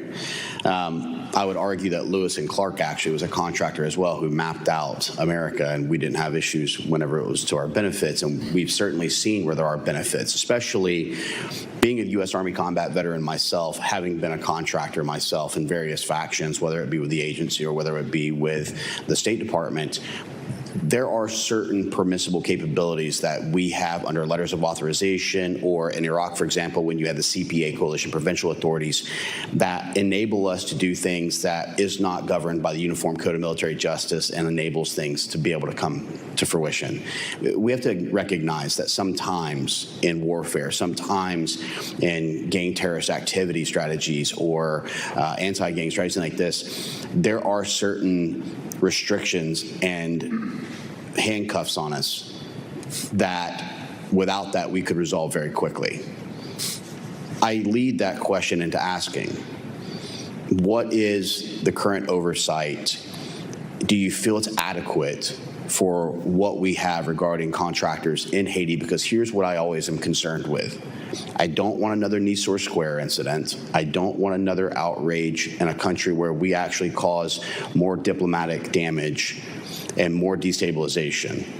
And America's been great at destabilizing nations like Afghanistan and Iraq for 20 plus years, and I certainly don't want us to see a prolonged war again. But I also want to see stability and improvement for the Haitian people. Do you feel there's adequate oversight and cooperation between the government and these contractors to see this to success? Congressman, I do.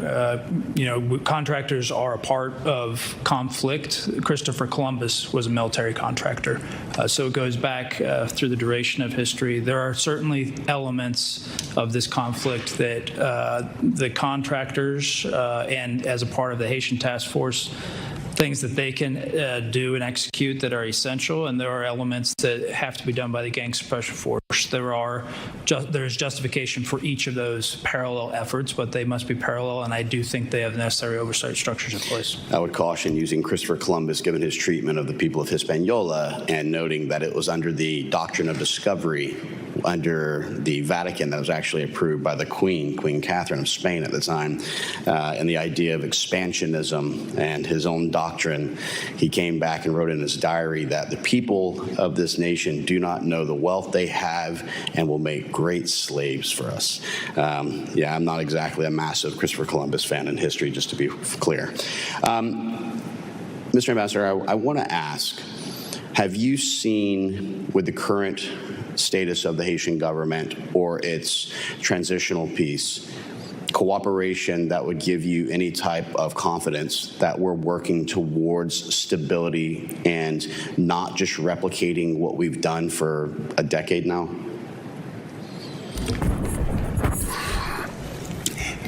Yes, I think with a couple of specifics.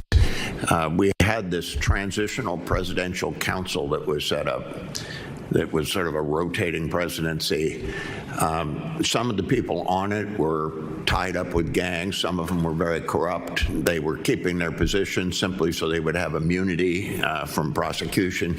That is not the kind of government that gives anybody any kind of confidence of stabilization or anything else. Thank you. Happily, that despite an effort that they made to displace the prime minister and prolong their tenure, that didn't happen. They're gone. The prime minister, is certainly not an elected individual, but he seems to be very dedicated in his mission, which is to have an election and get somebody else elected. He's not purporting to run for office himself. But not a so I think we've got not a dictatorship style, and someone who wants to see the success of his nation, which is what we all want. Exactly. With running over just a few seconds, if I may, Haiti's very important, especially to us in the great state of Florida, but it's significantly important to me as the only member of Congress who went and traveled over to Haiti in April of 2024 and conducted rescues. One of those rescues, which was 10 individuals out of an orphanage. The second rescue, which was 13 people out of a missionary. We wish that we could have gotten more, but also I was blessed to be able to work with the Tim Tebow Foundation, another great Floridian, to get out 59 mentally and physically disabled children that Barbecue and his gangs wouldn't murder, but would take their food and their medicine to watch them slowly die. This is the type of barbarism that we can't accept, especially this close to our own shorelines.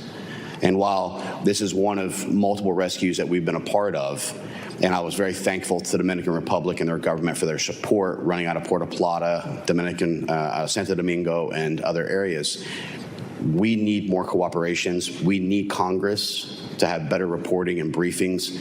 And we need to have the information so that we can use the tools that we have here, which I know is near and dear to all of my Florida colleagues, to try and make sure that we can support the efforts. I do want to, yes, acknowledge, highlight that I represent one of the largest Haitian communities in the United States of America. And I do, Mr. Chairman, want to just make a correction to an erroneous statement that Chairman Mast made before I arrived at this hearing, when he said that the terminated TPS for Haiti was only designated because of the 2010 earthquake. The most recent redesignation, and Mr. Chairman, if I can ask unanimous consent to submit for the record the 2021 designation of Haiti for temporary protected status. Without objection. Thank you. That most recent designation from the Biden administration cites, quote, serious security concerns, social unrest, human rights abuses, crippling poverty, and lack of basic resources. To say nothing of the fact that the humanitarian situation now is just as bad or worse as after the earthquake. I mean, if an earthquake is the only valid reason for TPS to be extended, why hasn't Venezuela been redesignated? For example, they just got hit by 2 7+ earthquakes. That having been said, Mr. Kozak, you've indicated here that and acknowledged Haiti is not safe. It's dangerous, particularly the capital. You vaguely referenced Cap-cation as being potentially safe where people are going back to.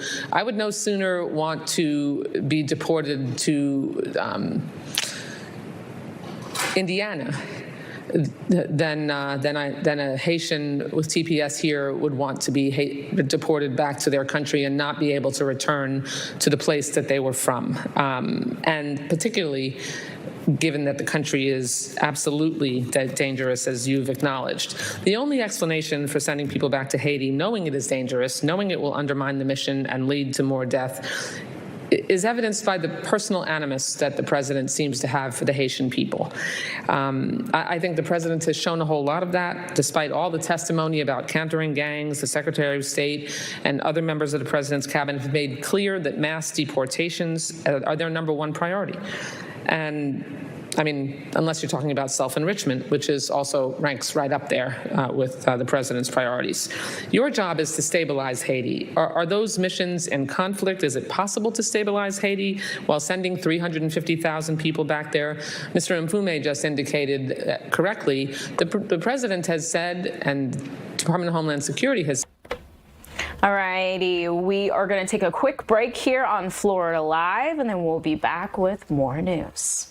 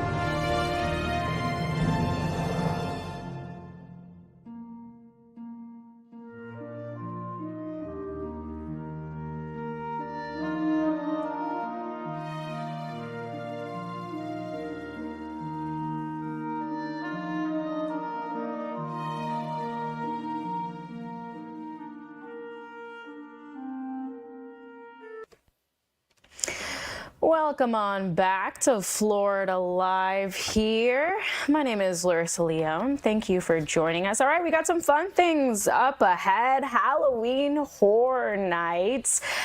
We are going to get to two of our producers who are giving us some updates on some new additions as well as some tickets. Let's take a listen.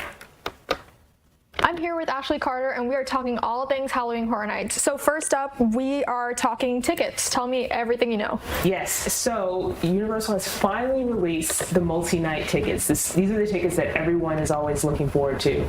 These are the Frequent Fear passes, the Rush of Fear passes, and they're now on sale. There's a little bit of a difference this time around. This year, they're not offering Express as an option with the Frequent Fear and the Rush of Fear passes, which has angered some fans. But yes, you can now buy your multi-night passes to Halloween Horror Nights. Exciting stuff. Now, you mentioned people are not too happy about this online. Tell me about the discourse. What has changed from last year to this year, and have you bought your tickets yet? Yes, so I did buy my tickets. I get the Frequent Fear Plus every year. That's the way to go, I think, because I'm not really into going to the event on Saturday nights. But that's the big thing about these passes is they give you different access to the event. So like Rush of Fear gives you access to the event for the first like 18 nights of the event. Frequent Fear, you get Sunday through Thursdays. Frequent Fear Plus is Sundays through Fridays, but you also get the first and I think the first and last Saturday of the event. And then the Ultimate Frequent Fear gives you access to every night of the event. Now, previous years you could add on Express to those passes, which means you would get Express every night of your ticket. Right? So that's a pretty good deal because you could bypass the regular lines each night that you go to the event. This year you can't add Express to the entire pass. So that has made some people who go often and want to skip the lines, they're not able to do that this time around.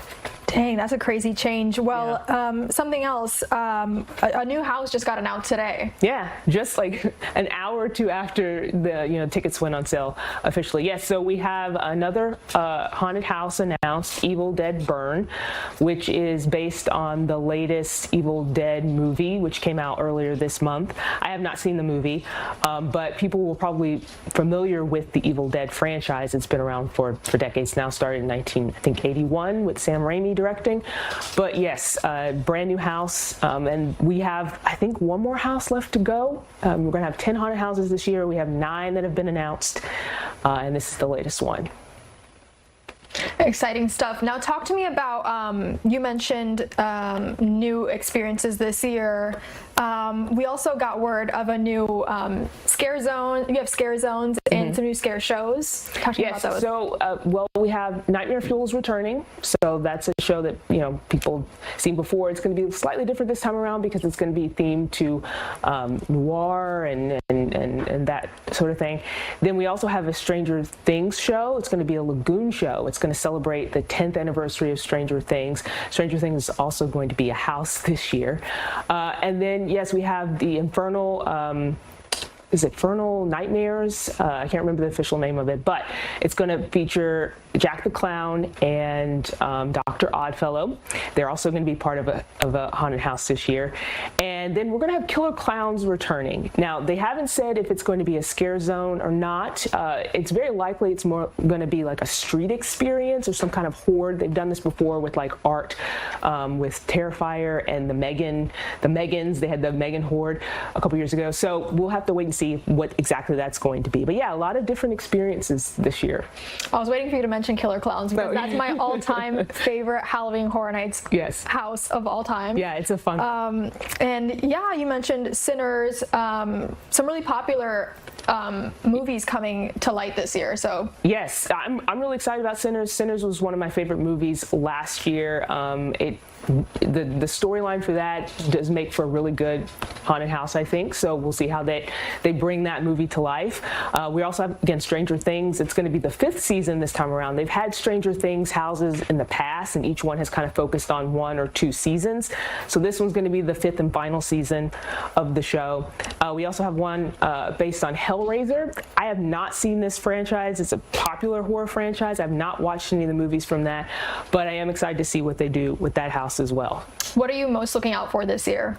I'm really excited for Sinners, as I mentioned. I'm a big Stranger Things fan, so Stranger Things house is definitely going to be something I look forward to, as well as the Lagoon show. I always love the Lagoon show. I think people overlook the Lagoon show because everybody's so excited to get in the houses, but the shows are actually really good. And so if you want to break from the houses, do the shows and some other ride the rides that are open. But yeah, Sinners, Stranger Things, and just the original houses too. I think the original houses that Universal comes up with are always really creative, and it's interesting to see what they do with their own original ideas that are not based on IP. So those houses, are pretty fun too. Exciting stuff. Thank you so much for joining us today, Ashley. You're welcome. So much fun things there. I am a huge Stranger Things fan, so very excited to kind of see that. I have not been to Halloween Horror, so you see my social media, it's Instagram, go on there. Tell me some tips of what I should do, what I should go see, some really good recommendations there. I know Johnny, one of our producers, was just talking about how he's already got tickets, so I think tickets are going to be scooped up pretty quickly, so we certainly want to get on that. Yeah, I haven't heard of some of I'm not a spooky girl. I try to be, but I don't like spooky things. I try really hard. But yeah, some really great improvements there. Alrighty, we're gonna take a quick, actually this is the end of this show. The next show, you can catch us back right here at 3 p.m. Thank you so much for joining us and hanging around. I know there was a couple of technical difficulties, like that one right there, but just brand new doing this, so I appreciate your patience. Alrighty, thank you.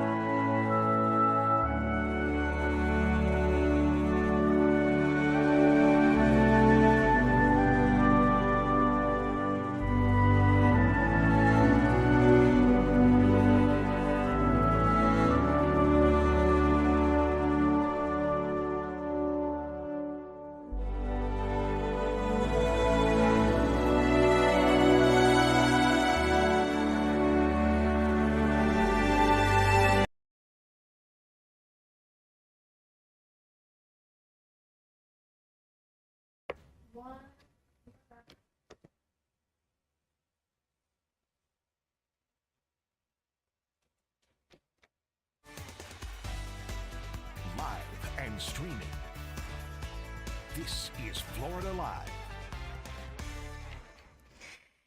Thank you guys so much for joining us back here on Florida Live. We're going to go straight away to Pete Hegseth.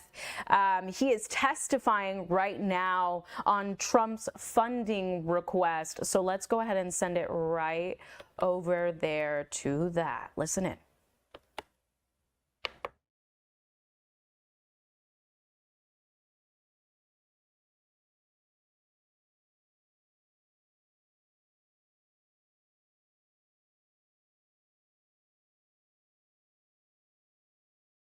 And I want to be clear that I fully support President Trump's request to replenish our munitions stockpile and strengthen our military. And I'm also appreciative of his efforts to provide economic assistance to farmers impacted by disasters and unfair trade practices. However, to address the long-term recovery needs of Western North Carolina, more federal funds are needed. Every time I'm in Western North Carolina, people ask me to make sure that they're not forgotten. This is Congress's chance to remind them that we're serious about helping them get back on their feet. I'm deeply grateful to the members of the committee for holding this hearing, and I look forward to continuing to work with you throughout this whole process. Thank you. Thank you, Senator Budd. Senator Padilla. Thank you, Madam Chair, Vice Chair Murray, members of the committee. Appreciate the opportunity to testify on behalf of the people of California, and especially the survivors of last year's devastating fires in Los Angeles County. And I want to acknowledge that some of them are here in the audience today advocating for relief, and I'm proud to work alongside them. As many of you recall, 18 months ago, 60,000 acres across Southern California burned. That's roughly 3.5 times the size of Manhattan. Over 16,000 homes, businesses, schools, and other structures were destroyed. And most devastatingly, 31 Californians lost their lives. To respond, more than 7,500 firefighters worked literally around the clock for more than 3 weeks to extinguish the fires. And those firefighters weren't just from California. Many came from our neighboring states of Oregon, Washington, Arizona, some as far away as Utah, Texas, and Montana. Colleagues, because as Americans, that's what we do. We help each other. We don't condition our response based on who a community voted for in the last election. When Americans need help, we help. Now, walking around the Palisades and the Altadena communities during the fires and after the fires, you couldn't help but be moved by the scale of the devastation, the images of nothing standing but a chimney amongst a pile of ash. Cars literally melted into the streets or the drivers where they had been parked. In the wake of disasters like this, Congress has historically come together on a bipartisan basis to provide aid and long-term recovery funding to help communities recover and rebuild, regardless of whether the disaster was in a state represented by Republicans or Democrats. But instead of following that historical practice, this administration has left California waiting for more than 1.5 years while asking Congress to fund hundreds of billions of dollars for other purposes. I want to be crystal clear. No disaster-impacted community, regardless of where it is located, should ever be held hostage or treated as a bargaining chip for other political priorities. Californians in Altadena and the Palisades have now waited more than 18 months. Yet long-term recovery funding is still absent from even the administration's request. Instead, it asks taxpayers to spend hundreds of billions of dollars more on a war that Congress has never authorized, a war that's raising gas prices, worsening supply chains, making our country less safe, and for which 17 service members have already paid the ultimate sacrifice, with many more seriously injured. Now, we know this committee can address disaster relief without tying it to a laundry list of unrelated priorities because it's done so many times before, including as recently as December 2024, when the committee on a bipartisan basis passed more than $100 billion of relief. There's no reason we can't do it again.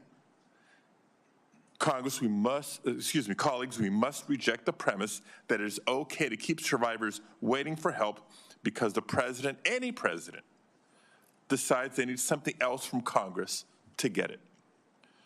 To that end, I do want to thank my colleagues, Senators Tillis, Schiff, and Curtis, for joining me in sending a bipartisan letter to the committee just yesterday, supporting long-term disaster recovery funding. Madam Chair, I'd like to enter this letter into the record at this time. Thank you, Senator Padilla. I'm not sure. I just want to enter the letter to the record. Without objection. Thank you. It will be. And I'll be wrapping up soon here. I also want to reiterate what I said earlier. We know the next disaster is coming. Anyone who stepped outside of Washington this last weekend or across at least a dozen states saw and breathed the very impacts of wildfires. And it may be Canada now, but it's going to be one of our states next. As of last week, the federal government has already spent over $3.3 billion in wildfire suppression this fiscal year, even though the peak of fire season is August and September. That's still ahead of us. That should concern the committee. We cannot allow wildfire suppression funding to run out before the end of the fiscal year. So in addition to the long-term disaster recovery funding, I urge the committee to examine the need for emergency suppression funds as well. And I would note that the Fire Fix, which has provided a steady resource for fighting wildfires, will expire in fiscal year 2027. Congress needs to extend and increase that funding to ensure firefighters have all the resources they need to respond to the ever-growing threat of wildfires. I'll close by reiterating what I said at the outset. Disasters do not distinguish between red states and blue states. And when it comes to disaster aid, neither should Congress. So thank you again for holding this hearing and allowing me to be a voice for my constituents and for disaster survivors across the country. I look forward to working with this committee to ensure that everyone has the resources and support that they need to recover and rebuild, regardless of which state they call home. Thank you very much. I appreciate the testimony of the entire panel as we consider the supplemental submitted by the administration. Your testimony is very helpful to us. Thank you. I will now ask that our second panel of witnesses come forward.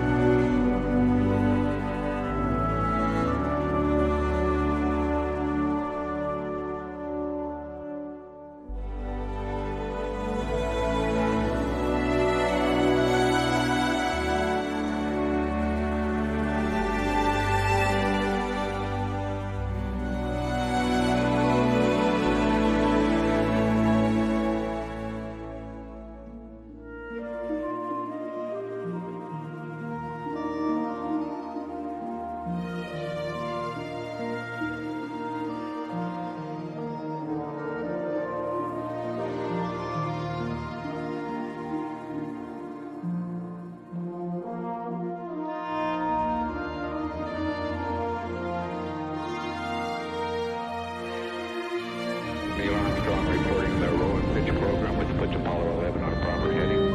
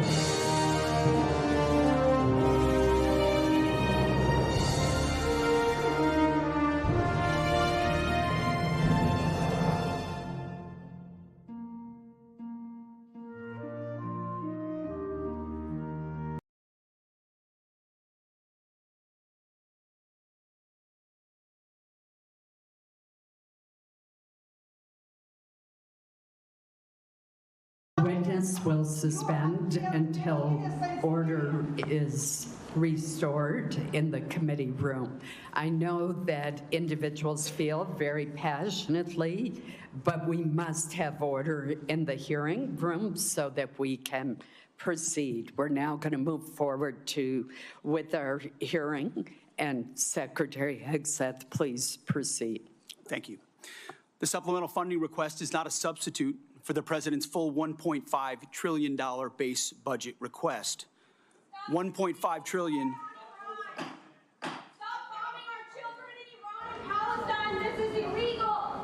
Mr. Secretary, please suspend until order is restored in the hearing room.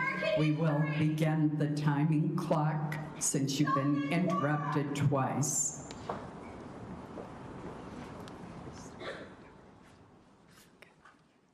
Thank you. Please proceed. 1.5 trillion is what the president seeks and what we need to defend the country. The members of this committee understand better than most that long-term strategic dominance cannot be funded through one-off supplementals. Veterans, call for end to this war right now.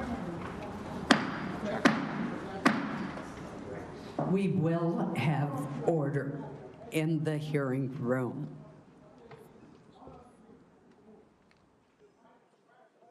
Mr. Secretary, please proceed. Collectively, the budget proposals submitted under President Trump follow a simple logic.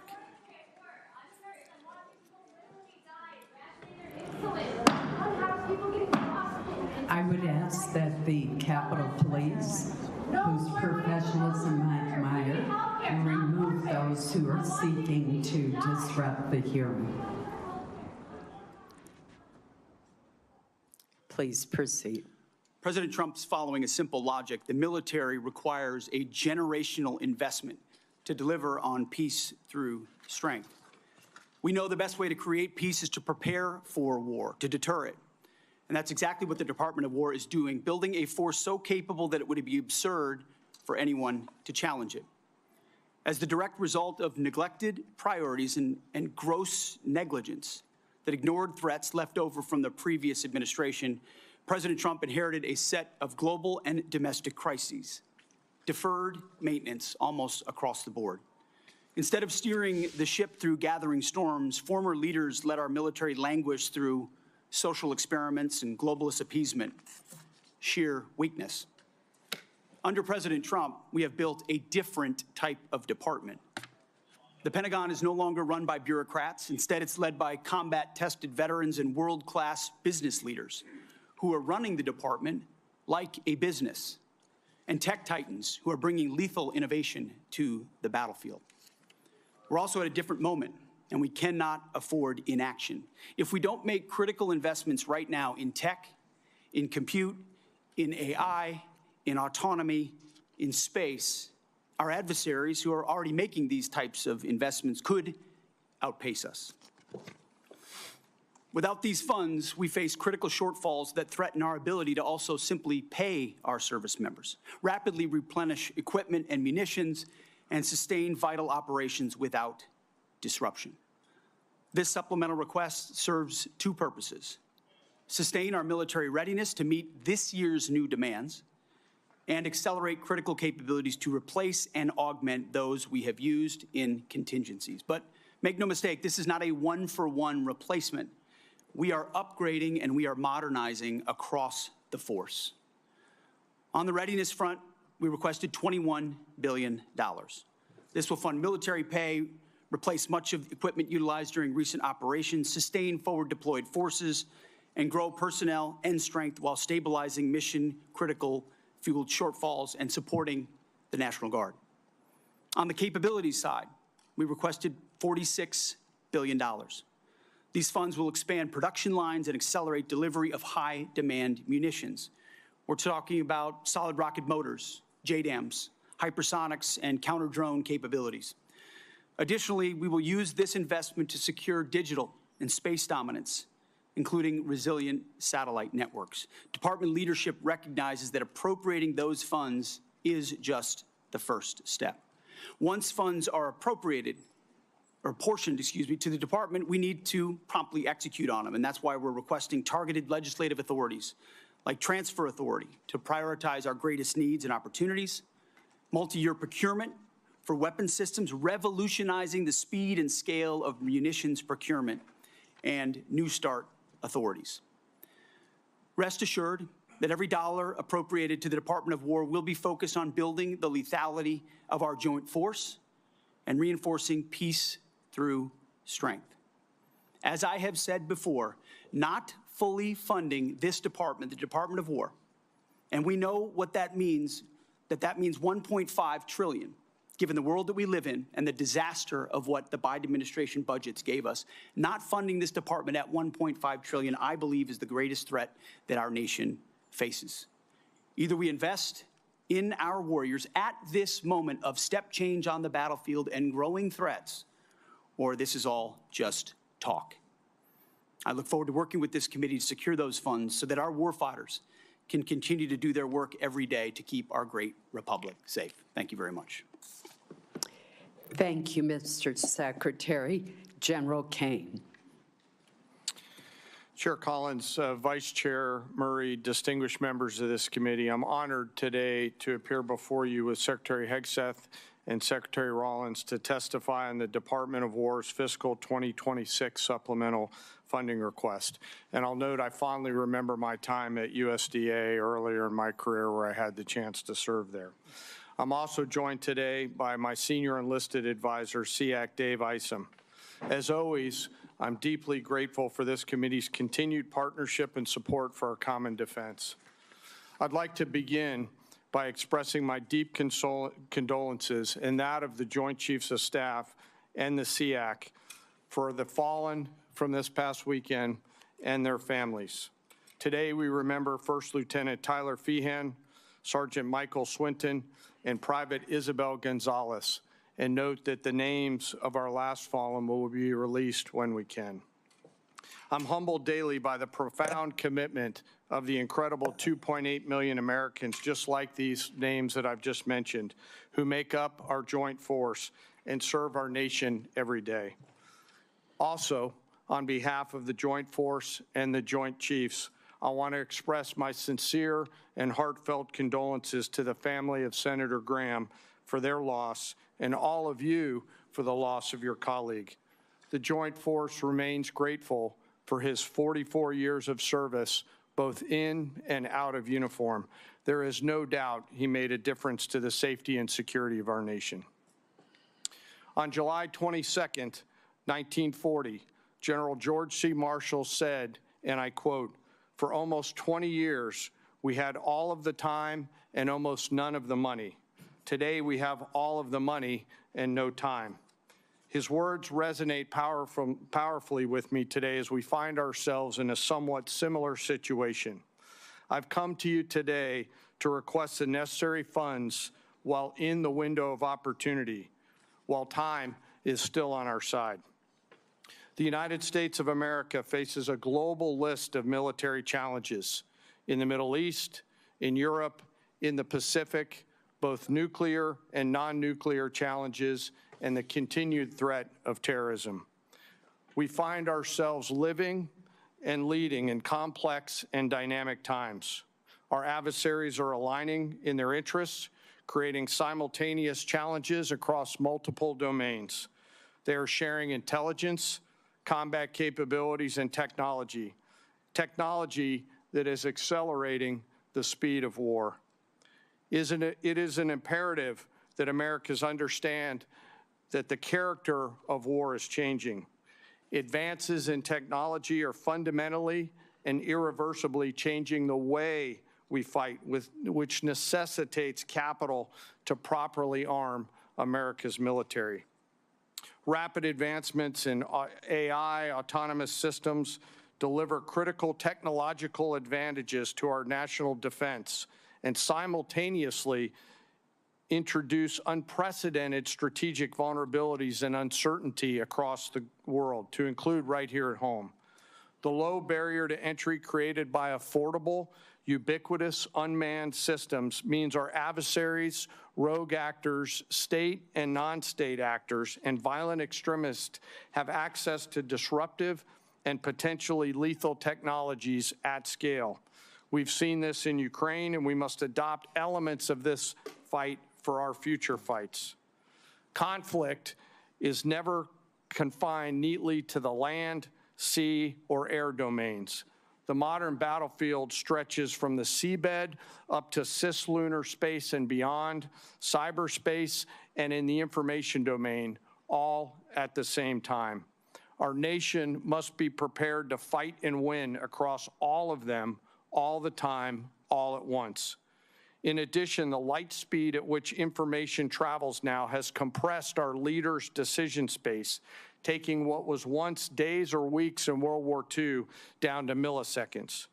Your joint force must be ready because the United States military is America's greatest insurance policy.